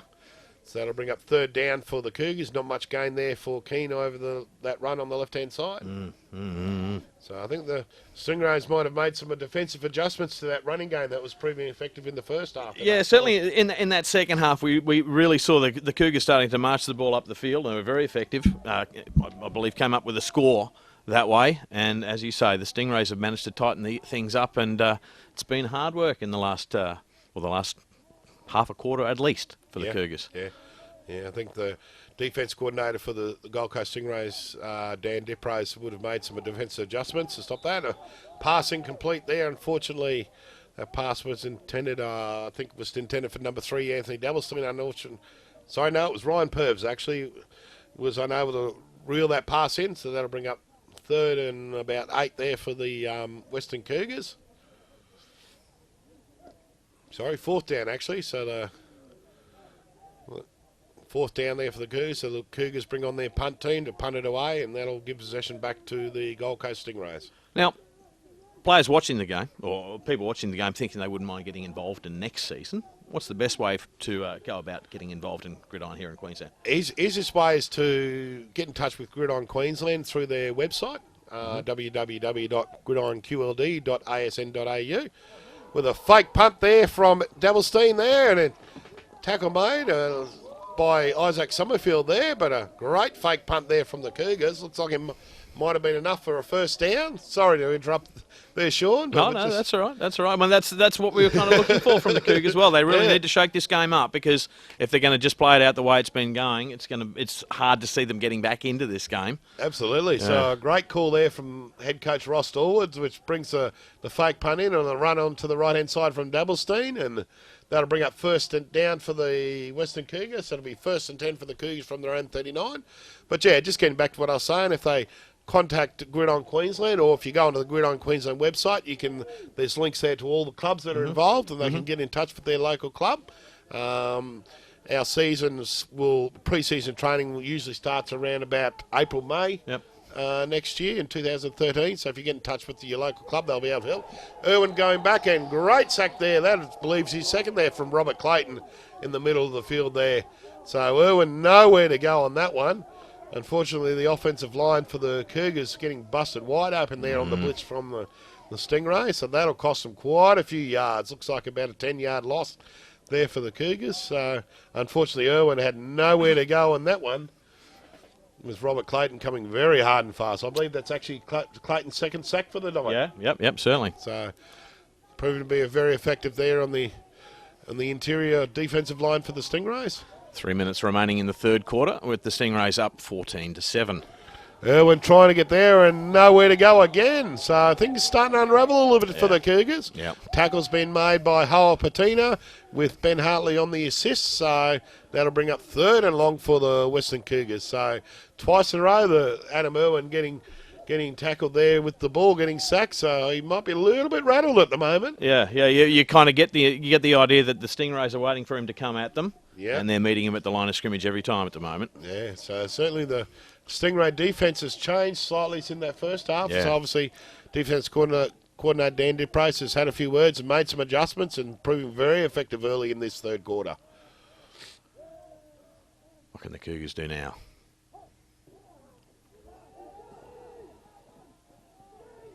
A screenplay there. Cool. Picking up some nice blocks there. Screenplay to number 9, Craig Hippothite, and picks up some nice blocks downfield with a gain of about 10 yards. Unfortunately, that'll bring up 4th and about 8 for the Cougars. So let's see if they pull another fake punt out of the bag, or, oh, hang on, we've got a flag on the play as well. So let's see what the result of this flag is. He's made a couple of nice catches, a couple of nice runs in this in the last quarter and a half, Hippothite. Yeah, Craig, certainly, he's one of the old war horses of the Cougars side, played for this team for many years. Targeting the head of the quarterback. Defense. 15-yard penalty from the end of the run. Take first down. There you go. That's another one of those safety. Targeting the head of the quarterback. Yeah. Once the quarterback, you're not allowed to attack the head of any player. So whether it's quarterback or not. And obviously one of the Stingrays defenders that has attacked the head of the quarterback. Fortunately, the players all wear those helmets, which are there for safety. Yep. And that would have protected his head, so that cost the Stingrays 15 yards and first down. So that moves the ball well upfield for the Western Cougars. So that'll bring up 1st and 10 from the Stingrays' 31-yard line. This game is really starting to heat up, Luke. Oh, indeed it is. No team prepared to give an inch or gag an inch. For the really nice run over the right-hand side there from Keane. Tackle being made there from, looks like Damien Malloy on the assist, and Rod Barker with the initial hit there. So Cougars now starting to move a little bit up tempo, trying to get the Stingrays on the hop a little bit after that 7 or 8 yard run over the right hand side from Keane. I'm intrigued. We continue to see Ross Dorwood out there on the field talking to his quarterback Adam Irwin. There's no regulation about the coaching staff needing to remain on the sideline. They're supposed to. The referee's a little bit lenient than what they should do. Okay. As such, as long as the coaches don't interfere with the play of the game, what's happening is the quarterback's coming to the sideline to get the next play, and just as save a bit of time. Oh, intercept! So that was an intercept rebound there, and another great hit by Keane. So let's see if we got this right. So we had a pass downfield that was batted away from the Stingrays defender. I believe it was actually Damien Malloy who hit it away. He batted away in the air, and then the pass was taken by Dennis Gilmore, number 50. He went downfield on a nice run and then got hit very heavily there from Jacob Keane. Nice contact on the left. So let's see the end of this play. So what are the refs ruling on this one? Here we go. Interference, number 6, defense. 15-yard penalty, previous spot. Automatic first down. Well, there you go. So obviously Malloy hit the receiver before the ball got there, which resulted in the pass interference call. So that'll cost the Stingrays 15 yards from the previous spot, which will bring up an automatic first down for the Cougars. So yeah, so with the Stingrays leading 14 points to 7, 3/4 way through this third quarter, with the Western Cougars on the attack down toward the Stingray line. So that'll bring up 1st and 10 for the Stingrays. For the Cougars on the Stingrays. Looks like the Stingrays 20-yard line there, Sean. Yeah, happily still in possession, the Cougars. That was really going to turn things around for that side if they weren't able to retain possession. Yeah, so the Stingrays defence under heavy pressure now. So it's 1st and 10 from the 10-yard line, in fact. So the Stingrays defence under heavy pressure with a run there to Keane up the middle and nowhere to go. Made it back to the line of scrimmage with some heavy contact coming in there from Dennis Gilmore. Again on the stop. So Gilmore proving very effective in the middle of the field there with some great hard hits. So that'll bring up second and goal from about the 7-yard line there for the Western Cougars. Stingrays heavy in the defence. Yeah, Stingrays' defence is becoming devastating the deeper we get into this game. Indeed, they're certainly coming thick and fast all game. They sure are, yeah. So, drop back for a pass to Irwin. Incomplete. Nowhere to go. Pass intended for Anthony Doublestein, but Ashley Dick on the coverage, but pass incomplete. So that should bring up 3rd down.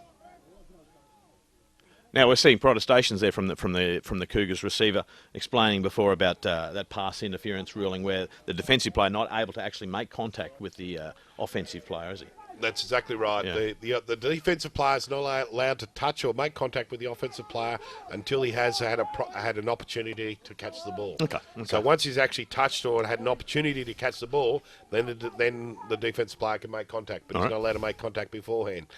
Sometimes the receivers will initiate contact and then try and protest to draw the penalty. With another run to the right-hand side there from Keane, the tackle being made by Damien Malloy, Chris Meaney with an assist from Dennis Gilmore again. So that'll bring up 4th down. So it's a little bit short there for Keane.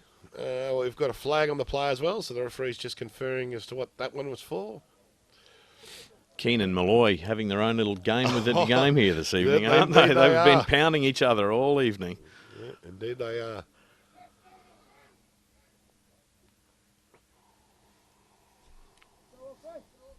What do you got, ref? Come on. Come on. Go to.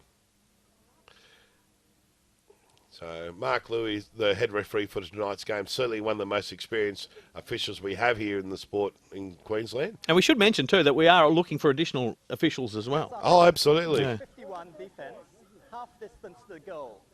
After the play was over, personal foul, number 51, offense, unnecessary roughness. 15-yard penalty. It will remain 3rd down.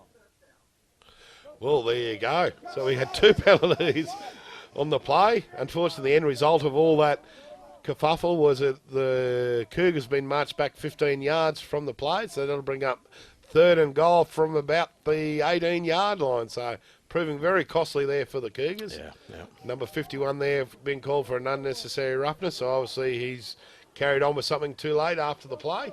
So didn't play the referee's whistle, so that'll cost them.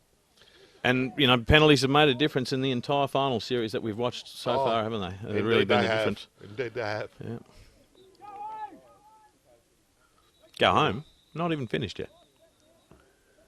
Yeah, we've got a timeout called from the Stingrays there. So Stingrays head coach Steve Williams, not quite sure what he was seeing there and thought he'd better call his team over just to have a quiet word to them and discuss what they're going to do and just make sure his teams are all settled and ready to go.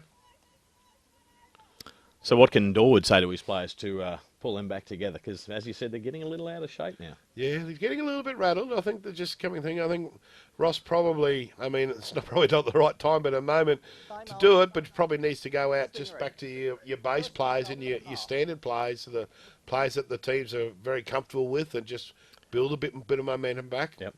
You know. But, you know, third and goal from about the 19 is probably not the time to be conservative either. No. I mean, it's a great scoring opportunity, so... There he is having a good chat with the referee, Ross Dorwood. Yeah, I was saying before, Mark Louis, the head referee, has been refereeing the game for about 25 years. Mark's been involved in the sport. Yeah, so very experienced official. Seen a lot of games, including international games. So Mark's refereed at. So, yeah, certainly a very experienced official, and very privileged to have officials of his calibre being able to referee the games here tonight. So we've got motion from the Cougars.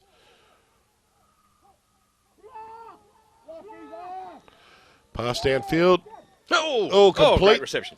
Complete there. And great covering tackle there from number 50, Dennis Gilmore.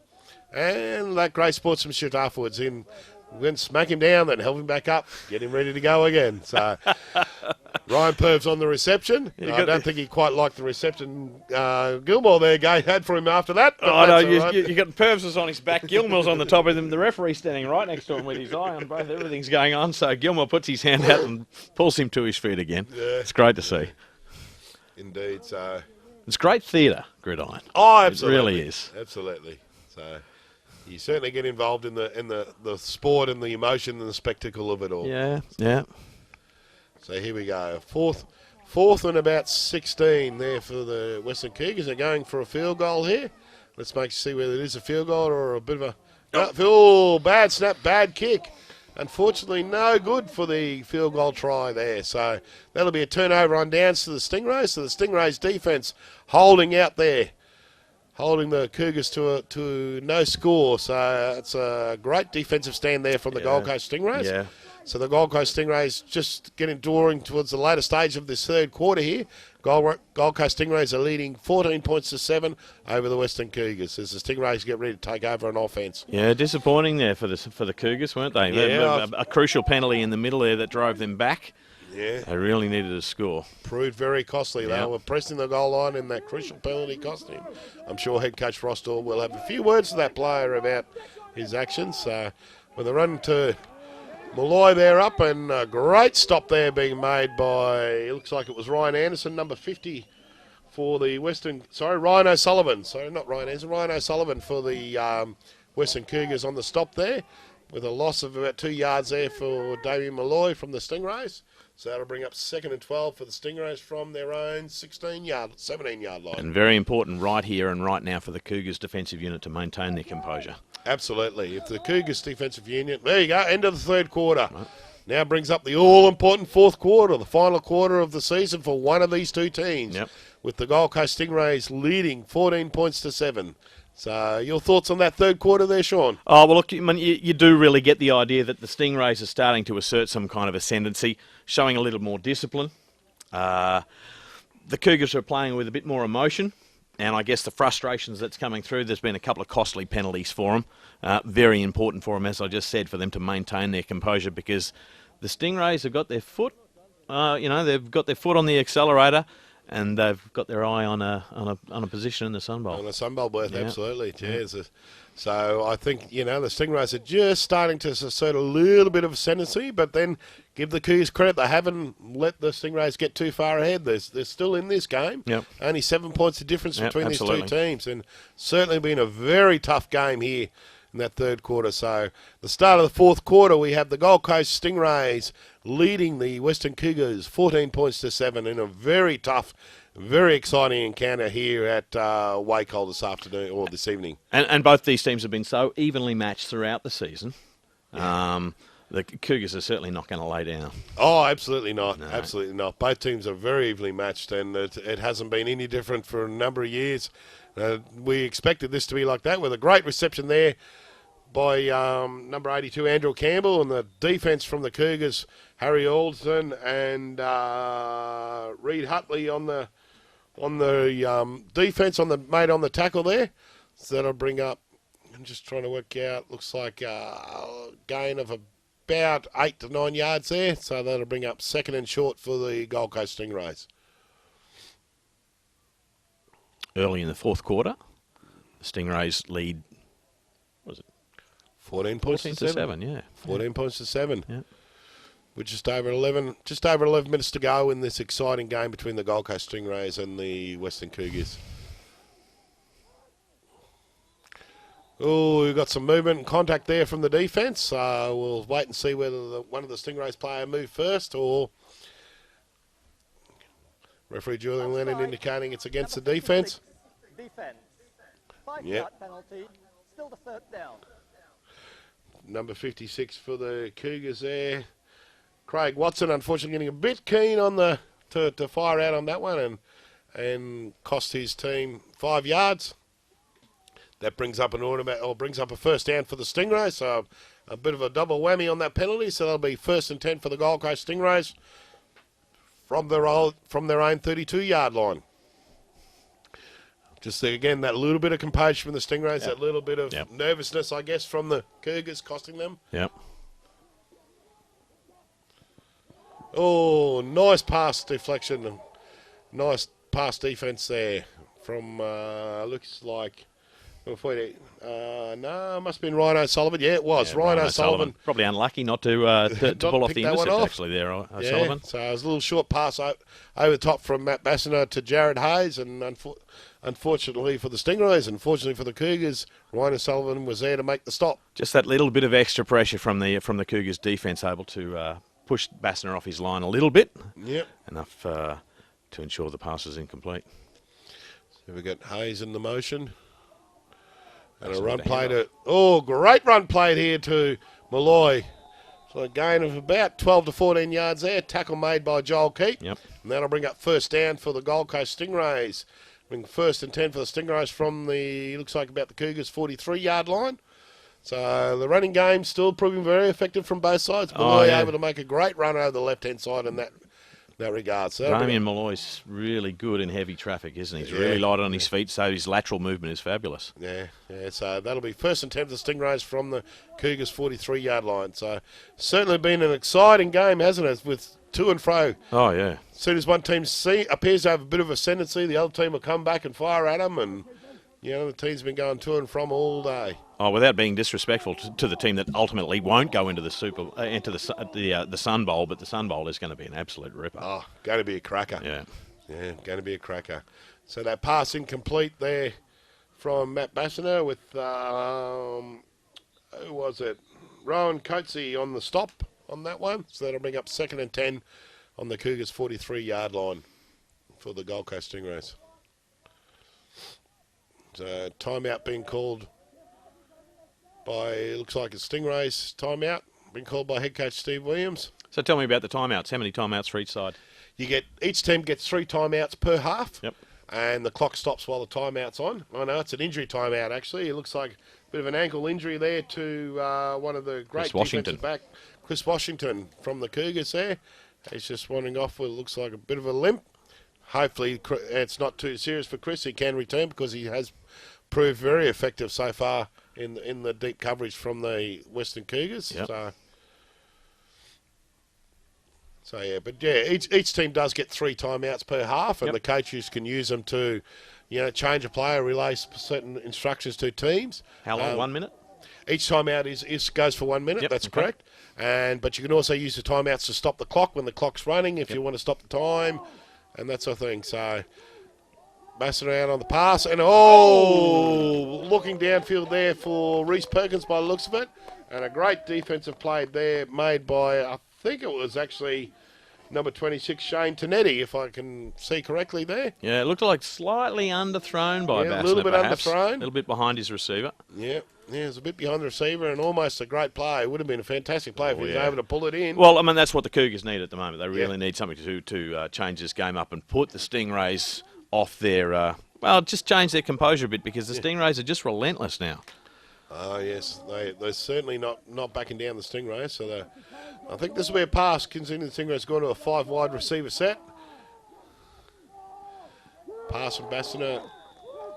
Incomplete. Unfortunately, falling a bit short there. The pass intended for Riku Hacha. So that'll bring up 3rd and 10 for the Gold Coast Stingrays from the Cougars' 42-yard line. Yeah, it's all just tightening up a little bit, isn't it? Absolutely. There's a lot of tension in the air. I dare say a bit of tension in the coaching staff on either side as well. Yeah, with just under 10 minutes left to go in this 4th quarter, this very exciting semi-final between the Gold Coast Stingrays and the Western Cougars, with the Stingrays leading 14 points to 7.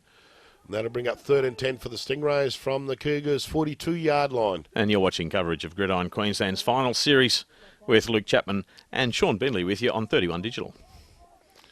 Motion there to Damien Malloy. We've got a punt there from the Stingrays. Where's that one going? Oh, no. Whoop. Washington obviously recovered from that ankle injury, returning that punt quite nicely. He's great return there for Washington. And 82 end up Andrew Campbell on the stop, but it was a great return there of about 36 yards there for young Chris Washington. So obviously recovered from that earlier ankle injury to make a great impact there. Looks like he was going to be happy to watch that one out of bounds, Washington, and then it took a right angle bounce straight onto his chest, and away he went. Great running. Away he went. Yeah. A great return there. So there has been a flag on the play there. So we just got a little bit of discussion with the men in the stripes.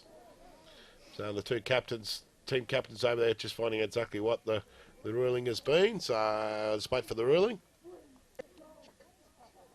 The offense, 2 players in motion, the left end and the man in motion. That penalty will be declined. Illegal use of the hands, look in the back. Number 56, return team on the run back. The interception stands, 10-yard penalty from the spot of the foul, first down. There you go, 2 penalties on the play. There was an illegal shift on the kicking team, which the Cougars obviously declined, because if they had accepted that penalty, then the ball would have gone to the back to the Stingrays. Yep. So they declined that penalty. But then on that great return from Washington, we had a block on the back by number 56, Craig Watson, from the Western Cougars. So that'll cost them a few yards.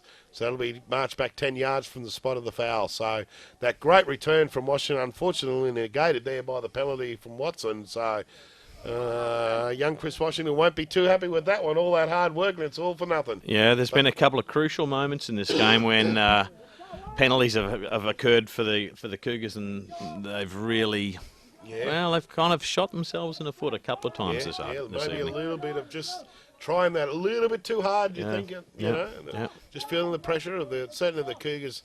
Generally, the Cougars players are a little bit of a younger side than what the Stingrays is, and maybe that little bit of experience is starting to show a little bit. The blitz showing from the Stingrays. But, we've got a handoff to Jacob Keno, the right-hand side. Looks like not much of a gain there on the run to the right. Tackle being made there by number 26, Luke Krause there for the Gold Coast Stingrays. So that'll bring up 2nd and 10, 2nd and 9 there for the Western Cougars from their own 9-yard line. Keane confronted by about 9 of the Stingrays' defensive line, and nowhere to go except straight to the ground. Certainly nowhere he was going. Yeah. So. Actually, it was a loss of 2 on that one. So a pass there, complete to Dabblestein for a 13-yard gain. So that'll just see where the referee marks it. Not quite, about a 12-yard gain. So that'll be 3rd and short. Hang on. What are we ruling here? 3rd and... No, he's ruled it first down. First so down, righto. 1st and 10 for the Western Cougars from their own 18-yard line. So a great reception and run after there from Dabblestein. The tackle being made by Ashley Dick there for the Gold Coast Stingrays. Yeah, they keep moving around the Cougars. They're not going to leave anything on the field. No, they're certainly trying everything they can. Yep. Coach Ross Dorwood pulling a few little tricks out of the playbook on this one.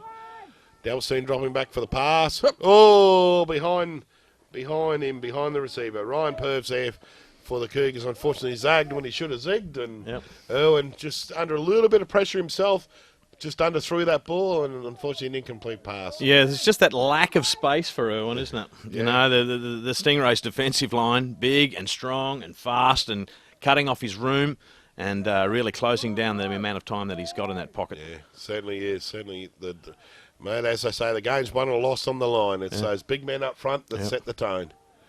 So we're going to run over the right-hand side from Jacob Keane, and unfortunately nowhere to go there with, looks like Dennis Gilmore and Lewis Shepherd on the tackles. So that'll bring up That'll bring up 3rd and long there for the 3rd and about 10.5, 11 yards for the Western Cougars.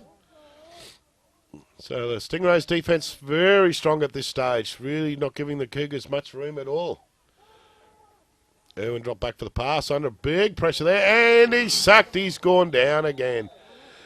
There you go, the pressure there from Lewis Shepherd with an assist there from Robert Clayton to proving too much for the Gold Coast Stingrays. So that'll bring up 4th and long for the Cougars, and I dare say the Cougars will pump this one out away. Yep. Too close to the line to bring up anything fancy, too risky. So I think the head coach will probably pump this one away and send his defensive unit out to try and close the Stingrays down one try more and close time. the Stingrays down and get a turnover and retain the ball. Yep. So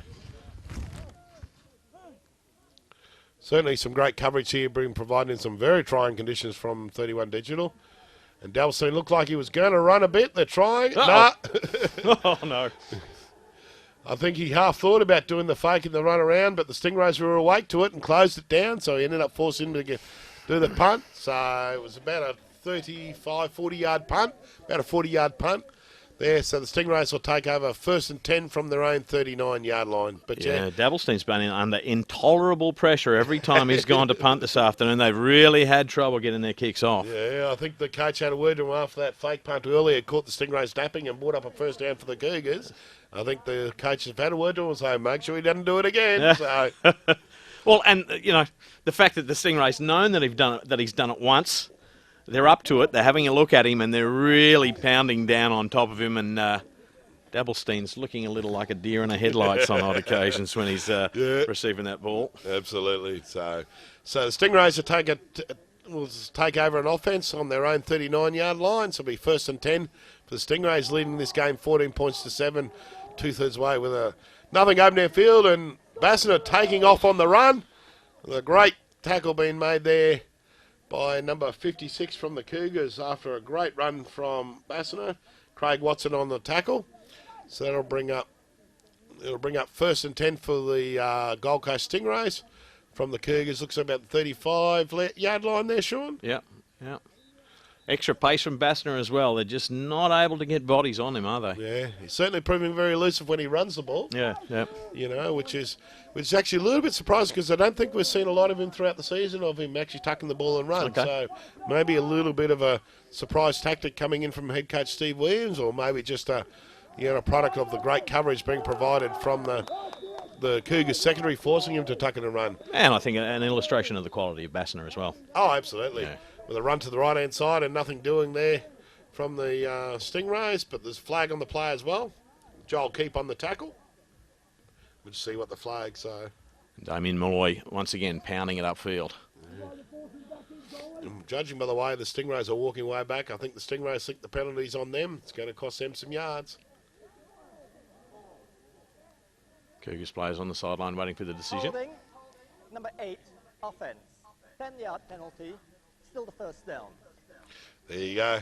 Holding by number 8, Jared Hayes on the offence, so that'll cost them 10 yards, so that'll bring up 1st and 20 for the Gold Coast Stingrays. After that great run from Bassiner. What's the reaction in the huddle after a player coming back after a player's been penalised like that? Oh, usually you slap him around the head a couple of times, tell him don't do it again. Yeah. But it's unfortunately it's one of those things in the game, and you forget about last play and worry about next play. You can't change last play. The only thing you can do is make a good play next time and make up for it. So again, Bassiner being forced to scream out of the pocket, and he gets the pass away.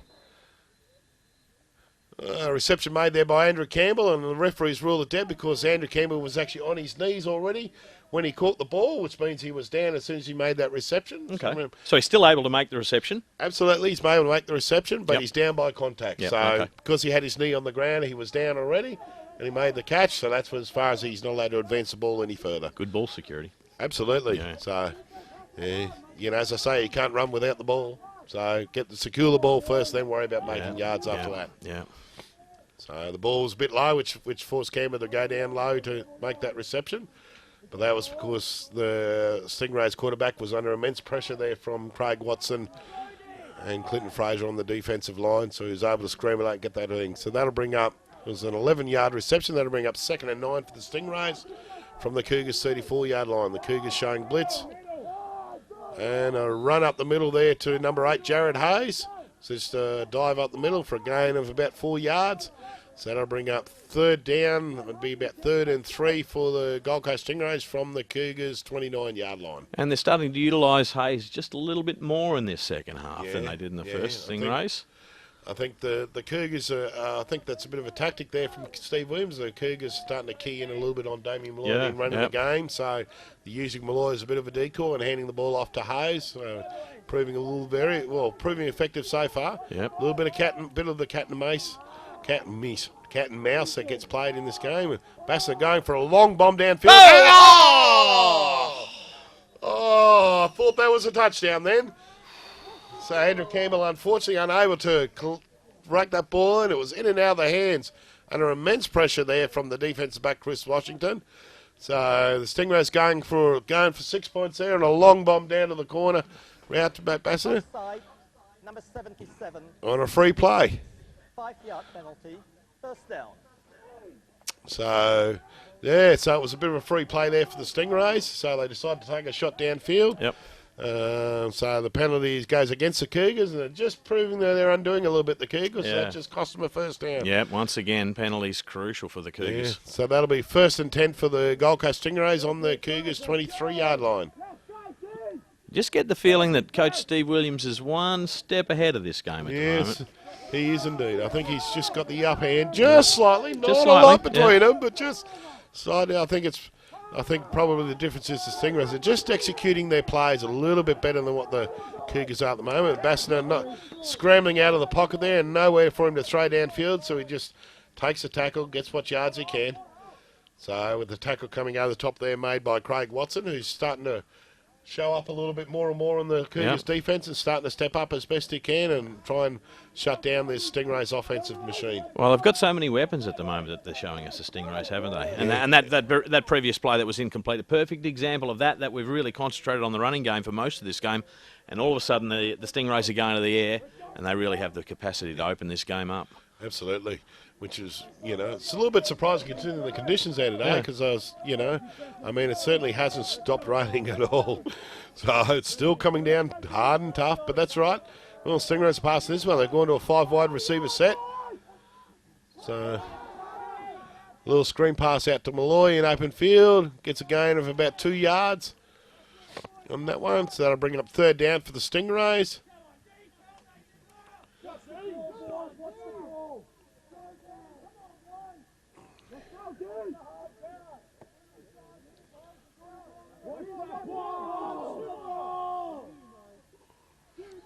Tension continues to rise on the indeed. sidelines. Look at that. Right, you can hear it. You can feel it out there, can't you? Yeah, you really can. I mean, there's still only 7 points in this game. There's only one touchdown in it. The Stingrays leading the Cougars on 14 points to 7 here, with only about eight minutes to go in this fourth quarter. With 3rd and 10 for the Stingrays. Bassett rolling out on this one. Nowhere to go. Fumble. Ruled him down by contact. Great covering tackle there made by number 58, Clint Fraser. So that'll bring up 4th down for the Gold Coast Stingrays. After about a 3 to 4 yard scrambling run there from Matt Bassett. Yeah, Bassett rolling out to the right has been very effective as well. He has indeed. Yeah. So that'll bring up 4th down for the Stingrays. Let's see what they do, decide whether they go for it. I mean, if I was head coach Steve Williams, I'd be going for it because punting it's not going to give you any sort of advantage. You might as well go for the goal and see if you can get the swings. So Timeout. Stingrays. So head coach Steve Williams just calling a timeout, settling the players down, just deciding what to do, what's the best play to go. Try and go for that. Do I go for the goal or do I just get the first down? What's the best move to make? Yeah, great opportunity. And like you said, a great opportunity to pull his players back in, settle them down, get them back on. And I'm certainly not suggesting that they don't have their mind on the job, but a chance for them to take a little bit of a breather, have a look at each other in the eye, and get back on the job. Absolutely. So we can see head coach Steve Williams in conversation with his quarterback there, Matt Bassett, just deciding, yep, this is what we're going to do. So Yeah, and like I said, it just gives the head coach a chance to just settle the players down, work out what the tactics going to be, that sort of thing. And you can also use the timeouts just to unsettle the defence as well. Yeah. You know, if the defence is getting on a bit of a roll, you take the timeout, it just slows their momentum down a little bit. So here we go.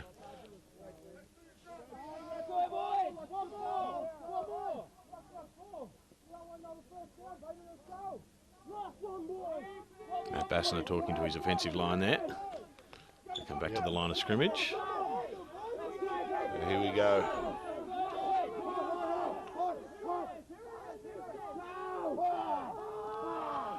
So we had a bit of movement there on the line. I don't know whether the referee's going to see it. So a great pass there over the right-hand side there. Looks like it was, Riku Harcher on the reception. I don't know whether they caught the penalty at the line of scrimmage or not there, but if it doesn't, it's a great first down reception there from the Stingrays from Riku Harcher, the Finnish national representative. So Riku actually hails from Finland and actually represented Finland in the recent World Cup as a wide receiver. Yes. While playing here in Australia? He played here in Australia a couple of years ago, and then went back to Finland for a couple of years, and now he's moved back to Australia. Yeah, so he actually has an Australian wife, so... Okay. Yeah, so... really is a multicultural game, Indeed it is, indeed it is. Players from many cultures out there. Yeah. So after that great reception there from the Stingrays, that'll bring up first and goal for the Gold Coast Stingrays on the... Looks like the Cougars' 5-yard line there, so... it's about the 8-yard line there. Sorry, folks. So, so a great opportunity here for the Gold Coast Stingrays to move further ahead, although they do lead at the moment 14 points to 7. And we've got handoff and a run to Malloy over the left-hand side. And, hang on, let's see where they rule, whether he was down before or not. Touchdown! Yes, Malloy on a great run over the left-hand side there scores the touchdown. And he's very happy there. Although I know who's going to win that fight in the chest bump between Damien Loy, one of the smallest guys on the field, and Andrew Farrell, one of the biggest guys on the field.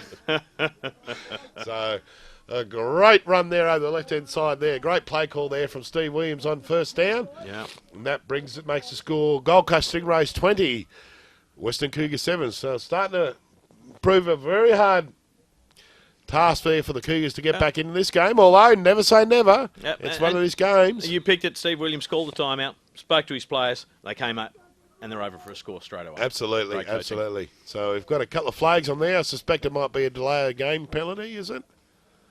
Stingray's not quite sure what they're going to do here. Stingrays had 12 men on the field. 5 Whoops. penalty, try the point. That'll cost you. Second time? No, one each side. No, tell a lie. It is the second time with the Stingrays. They've had 12 men on the field. Maybe that's how they're getting ahead. They've got 12 men on the field as opposed to 11. No, I'm just kidding, folks. The referees do a great job of keeping track of the numbers on the field. So Stingrays going for the extra point, and it's good. So that makes the score Gold Coast Stingrays 21, Western Cougars 7. Certainly going to prove it'll be a great effort if the Western Cougars are able to come back from here. But with just over 4.5 minutes left to go in this game, anything's possible. So, I mean, what can the Cougars do with that 4.5 minutes remaining? Is there something the way they can change how they've been approaching this game with this last couple of minutes that they've got remaining? Because they need 2 scores. Oh, they do indeed. And if I was head coach Rostall, what I would be looking at, there we go. Sorry, 7 o'clock, a 4 then, 7 minutes. Sorry, score 21 points to 7 for the Stingrays over the Western Cougars. I thought that was a time clock there for a minute. I thought it was 7:21. No, that's that. Yeah, the big one in the corner. That's that orange mess in the corner there. Yeah. Oh, mate, if you can read that, you're doing better than me. So, but anyway, look, I'm sure there's only a couple of minutes left to go in this game with the Stingrays kicking off, and what the Cougars are likely to do is once they get possession of the ball, start moving to what they call a 2-minute offense, which is like a hurried-up type of offense where they will actually they'll run the plays and run the plays very quickly and take very little time between plays. Yep. Try and retain as much time on the clock as they can. Absolutely. Instead of running the plays where the players remain inbounds and the clock keeps running, they'll actually run out of bounds and stop the clock. They'll use their timeouts to stop the clock to give them a bit more time on the clock, so the clock doesn't keep running while the chains are being reset. The clock does stop every time there's a first down. Yep. So if they continue to make first downs, then the clock will stop each time they do that. But I think you'll start to see a little bit of a sense of urgency coming out of this Western Cougars outfit now. And you probably see Adam Irwin start firing out some of those passes that he is known to be able to pull off there. Righto, let's see what Adam Irwin's got for us. And then drops back to pass outside, and he fires one in. Oh, great pass there. I'm just not quite sure, can't quite read who the reception was. Number 3, Anthony Dabblestein on the reception there, on the slant route. So that brings up first down. And as we can see, they're going into a hurry-up offense. So 15-yard gain, so that'll bring 1st and 10 from the Cougars' own 37-yard line. Irwin back for the pass again. Oh, unfortunately, bounced just short of Dabblestein, who is his target on this occasion. So that'll stop the clock. That's not too bad. That'll stop the clock and allow them to just reset the huddle, get the next play ready to go. So that'll bring up 2nd and 10 for the Western Cougars. Yeah, wet conditions. Indeed. Unlucky Dabblestein just went straight through his hands. So it'll be 2nd and 10 for the Cougars from their own 38-yard line.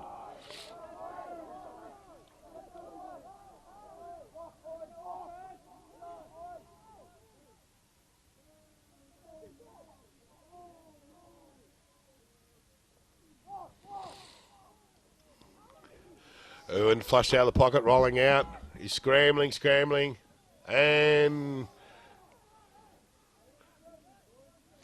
being tackled out of bounds there by number 50, Dennis Gilmore. So, but that's looks like about a 7-yard gain there for Irwin. But the important thing is he ran it out of bounds and able to stop the clock. Yep, just as you anticipated. Yep. Yeah, so that'll bring up 3rd down, 3rd and about 3.5 yards there for the Cougars from their own 43.5 yard line. So, yeah, there's Stingrays defence will be playing a little bit of prevent defence, so having a few more guys back there trying to stop the deep ball, trying to stop the score and just keep everything in front of him. Yep. Make the Cougars use more time. So Irwin, slips out of 1-2 plays there. Looks like he had enough for the first down, but couldn't see anything open downfield, so he slipped out of thing. And the Cougars getting into a hurry-up offensive mode again. So that'll bring up first down for the Cougars after the great run by Irwin there. It'll be 1st and 10 for the Cougars on the Stingrays' 40-yard line. Yeah, heavy contact on Irwin, but straight back to his feet, ball back to the referee, and straight back to the line of scrimmage. Yeah, so Irwin drops back for pass again. Fires it in. Bounces incomplete there. Pass intended for, looks like it was number 9 there, Craig Hippothite. Unfortunately, unable to gather that one in. Pass was just a little bit short and skipped in front of him. So that'll bring up 2nd and 10 for the Western Cougars from the Stingrays' 40-yard line. So still a little bit of life left in this game yet, Sean. Yeah, no, it's not over yet. Yeah, it's certainly not over yet, even though the Stingrays are leading 21 points to 7. Still a little bit life in the game yet. So, well, they're not going to die wondering, the Cougars. Certainly not. No. There's head coach Ross Dorwood really putting the asset on his quarterback to win him the game, saying, mate, going out, just go out and do what you do and get those passes in. Irwin drop backs for the pass. Incomplete, unfortunately, over the middle there. That'll bring up 3rd and long for the Western Cougars. So, bit of a change in situation. Well, not a change in situation, but a bit more pressure on the Cougars there to get that first down at least. Unfortunately, Dabblestein unable to collect the ball in on that occasion. So it'll bring up 3rd and long for the Western Cougars. So Adam Irwin just back in his huddle. And the last thing the Cougars want to do is have to punt and give this ball up at the moment. Absolutely. Yeah, they're pretty well moving into 4-down territory now, where even if it is 4th down, you don't punt the ball away, you still go for it. Yep. Okay. So Irwin being flushed out of the pocket and goes for a big bomb downfield.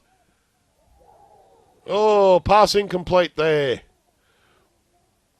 No flag on the play, so pass incomplete. Yeah, unlucky. Looks like coverage there from Isaac Summerfield and number 26, which is Luke Krause there on the stop there for the Stingrays. And Ryan Purves unable to pull the pass in. Yeah, so that'll bring up 4th and 10 for the Cougars. So, like I said, this is 4-down territory. Yeah. This is where you go for it on 4th down. Not much time left in the game. You're down behind by 2 scores. You really need to make this completion and get the ball. What's the percentage play here? Mate, you're There going really for is a one, pass. isn't there? Yeah. You're going for a pass, mate. I mean, these come off 1 in 5. Generally, it's only a 20 to 30% completion rate, so we'll see how he goes. Is he feeling lucky tonight? Goes a pass. Oh, there you go. Pass complete and first down. Oh! So, great catch there made by, was it Ryan Purves? Was it number 10? I think it might have been Ryan Purves. Yeah, it was. So Ryan's There certainly he is. proving great reception, great hands there. So it'll be 1st and 10 for the, after that great 20-yard catch there by Ryan, it'll be 1st and 10 for the Cougars on the Stingray 20. With Irwin scrambling. He's forced out of the pocket. He's got to run. Still running there. Still running. Still running, going. Still going. Still going. No, it looks like he stepped out there. But a great run there. So that'll bring up, let's have a look here where they mark it. That'll bring up, I think it'll be 2nd and bugger all. That'll be first and bugger all for the Cougars from the Stingrays. Just can't quite see where it is. Looks like it's about the Stingrays 4 to 5 yard line. So there's still a little bit of life left in the Western Cougars. Still a little bit of bite left. They're not giving it's up. Not over yet. Here we go again. Irwin back for the pass. And, sacked. No, yes, no. Yes, sacked. So, yeah, he certainly, the first contact there was made by Lewis Shepherd, and Irwin managed to get out of that one, and then the following pressure by Alan Tenardi for the Stingrays come through and eventually force him back. Irwin looked a little bit shaken up there by that play, with some heavy contact coming in from the Stingrays defensive line. We do have a flag in the play, so we'll just wait to see what the referee's call is on this one. Yeah, Irwin looking very ginger. Yeah, well, certainly some heavy contact there. Number 26, defense, lined up in the neutral zone. Oh, costly. Still the first down. So that's a lucky break there for the Cougars. One of the Stingrays' defensive players, number 26, which is Luke Krause's line up in the neutral zone. So it's a penalty against the Stingrays, which negates that huge loss of yards there from Irwin. So the neutral zone being that space between both lines. Absolutely, Yep. where that ball is. So, some heavy contact there. The run up the right-hand side there for Jacob Keane, and a couple of heavy hits before he was brought down. Some pressure being brought there from Robert Clayton and also Dennis Gilmore. So that'll bring up 2nd and, 2nd and about 3 to 4 yards. Number 44, defense in the neutral zone. Half distance to the goal. Still the first down. There you go. 2nd penalty in a row on the Stingrays. Stingrays showing a little bit of panic there with 2 penalties in a row. Yeah, Isaac Second Summerfield time on for that Isaac time. Summerfield Yeah. encroaching the neutral zone. So it's still 1st and goal there for the Western Cougars. Summerfield having a good look this time. Only short yardage. The run to Jacob Keane over the left side. Is it enough there? Is he a little bit short? Wait for the ruling. Touchdown! Oh, there you go. It is. He just managed to get that one through. So touchdown there for number 22. Great reward there for Jacob Keane with the run over the left-hand side there off the handoff there from Adam Irwin. So Keane's been tough all night and doing all the hard yards. So it's good to see him getting a touchdown and just rewards for his effort tonight. So that starts moving a little bit interesting, doesn't it, Sean? Yeah, it certainly does. And those, once again, crucial penalties making a difference late in the quarter. With just on a minute left to go 1 in this minute on the clock. fourth quarter. So the Cougars need to get this extra point, and they do. So that'll make it 21 points to 14. 1 minute to go in this fourth quarter. In the last minute of the season for one of these two teams. So, very exciting last minute. Some real tired boys out there sucking in the big gulps of air as well. 1 minute to go. 1 minute as to Luke go. Chapman sucks them in as well. Yeah, 1 minute to go. I'm getting all excited here. 1 minute to go in this exciting game. 7 points difference. And as I said, however many hours ago when we started this broadcast, mate, these teams are always quite often decided by 7 points or less. And it's certainly tonight's been no different. Yeah, you picked it, Luke. Perfectly. They've had a tie this season or a draw in this season. They've already had one draw this season. Yeah. You know, like I said, both teams are very tough and very evenly matched, and they're always great games between these two sides. And tonight's proved no different. So we've got the Gold Coast Stingrays leading 21 over the Western Cougars 14 with 1 minute to go here in the fourth quarter of this 2012 semi-final. And the winner of this game to going through to the 2012 Sun Bowl to compete against the Northside Rhinos in next week's time. And isn't that going to be a hell of a game, regardless of who goes on to meet the Rhinos? I'm really looking forward to that clash. Absolutely. So, 1 minute on the clock. Luke Chapman and Sean Binley with you, and you're watching 31 Digital's coverage of the 2012 Gridiron Queensland semi-final series. And the onside kick there. So the reception being taken by Jared Hayes, but the onside kick attempted there from the Western Cougars, an attempt to actually regain possession of that ball. So unfortunately the Cougars are unable to regain possession. So what the Cougars need to do now is get a turnover on their defence. So yeah, the Stingrays are just waiting for that one. They really telegraphed that a bit. That one the Cougars, didn't they? Yeah, the Stingrays were aware of. They knew they. Well, I mean, when it gets less than scores are fairly evenly matched like this, and you need to get possession. Yeah, you go for the onside kick. Yeah, and both coaches would have known that and were prepared for it. So how do the Cougars shake this one loose now? Because they've got to get possession of the ball back very quickly. Mate, you throw everything you can in at the defence. So defensively, you throw everything you can at them, bring up all sorts of blitzing, anything you can do to try and get possession of that ball. If you're the Stingrays offense, you just maintain possession. Yeah, don't lose the ball. That's what you've got to do. So I suspect there'll be plenty of run plays here from the Stingrays. Hand off to Malloy for a gain of about 5 yards up the middle there.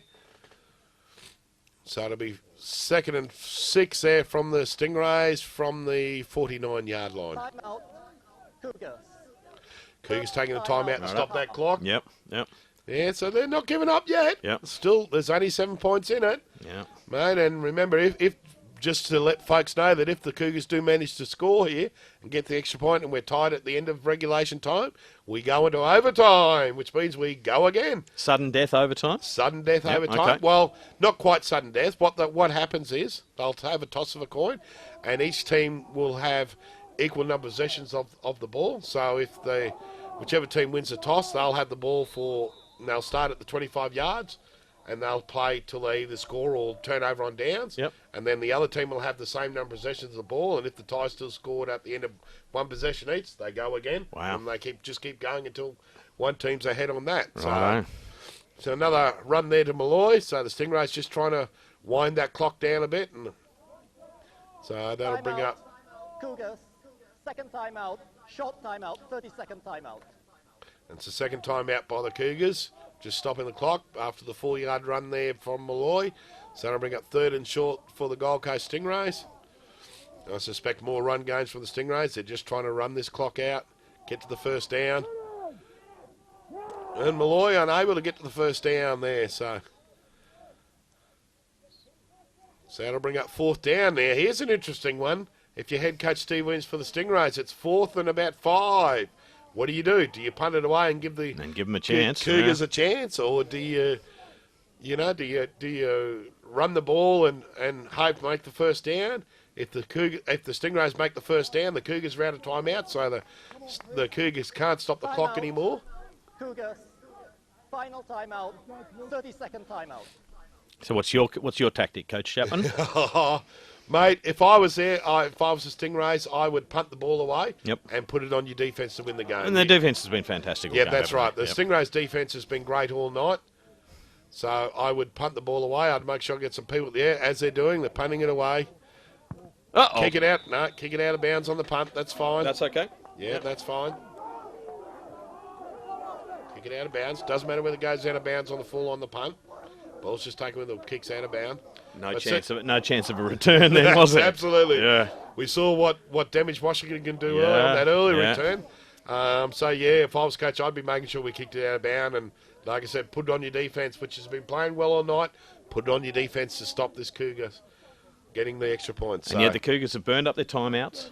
Yeah, Cougars got no timeouts left. No more chances to talk it over once they're out on the field. No, exactly right. So from the Cougars, what you'll be looking for, they'll be throwing the ball, and they'll be throwing the balls to the sidelines to receivers. Once the receivers get the ball, they'll need to get out of bounds to stop that clock, or at least get the first down to stop the clock. Great pictures from the crew here at 31 Digital. Yeah. Oh, great kudos to the crew who've been filming all day with Irwin scrambling around there behind the line of scrimmage. under pressure. So first down, looks like a catch made there by number 9, Craig Hippolyte. First down made by the Cougars. That'll stop the clock briefly. They seem to stand off a bit there, the Stingrays. Is that the tactic here? Wait for the catch to be made and then put the man on the ground. Yeah, you know that they've got to throw the ball. Yeah. That sort of thing. So you're playing what you call prevent defence here, where no penalties. No penalties. You're letting get everything underneath. Ooh. Unlucky. Yeah, pass incomplete, unfortunately. Irwin under a bit of pressure there, and just the pass fell short. So that'll stop the clock. So that'll bring up 2nd and 10 for the Cougars. But yeah, so if you're defensively, you pay off a bit, let them get everything underneath, let them try and keep it inbounds, because the Cougars can't stop that clock. And the clock's your friend when you're on defence. You want that clock to keep running. So, and you just keep everything in front of you. And even if they do make, you do make the catch, you make sure you make the tackle. Keep them inbounds. Don't let them get out of bounds. So, as you can see, the Stingrays just backing off their defence a bit. They're bringing a bit of pressure on Irwin. Going to stop him. Oh, pass incomplete under pressure. Pass intended for number 3, Anthony Dabblestein, with Lucas Krause on the stop there. But, yeah, the pressure on Adam Irwin, they just forced him to throw that ball a little bit earlier than what he wanted to. Yeah. And that can also be a good tactic too, is put him under pressure, make him make the throws earlier than he really wants or needs to. And that's worked wonderfully for the Stingrays all afternoon. Yeah, the Stingrays been bringing pressure on Irwin. Yeah. So this will bring up 3rd down for the Cougars. So let's see what Irwin, it's 3rd and 10 from their own 38-yard line. Let's see what Irwin can pull out of the bags here. The Stingrays bringing some nice pressure. Irwin steps up the pocket. And a great reception made there. Looks like it's Craig Hippolyte there on the reception on the right-hand side. And the first down, yes, it was Hippolyte there on the reception. Didn't make it out of bounds, though, by the looks of it. No, so they're rushing to, they'll be first down, so that'll stop the clock briefly. It's just on 6 seconds left to go here in the... Oh, look out. Oh, mate, it's turning into a thriller here. So Irwin going for the long pass downfield, going for goal here. Pass incomplete, unfortunately. Oh, hang on. Bit of controversy here. Referees ruled. They haven't ruled full time here. Hang on, let's see. We've got a flag on the ground. Let's see what it is. Irwin went for the end zone there with very little time there.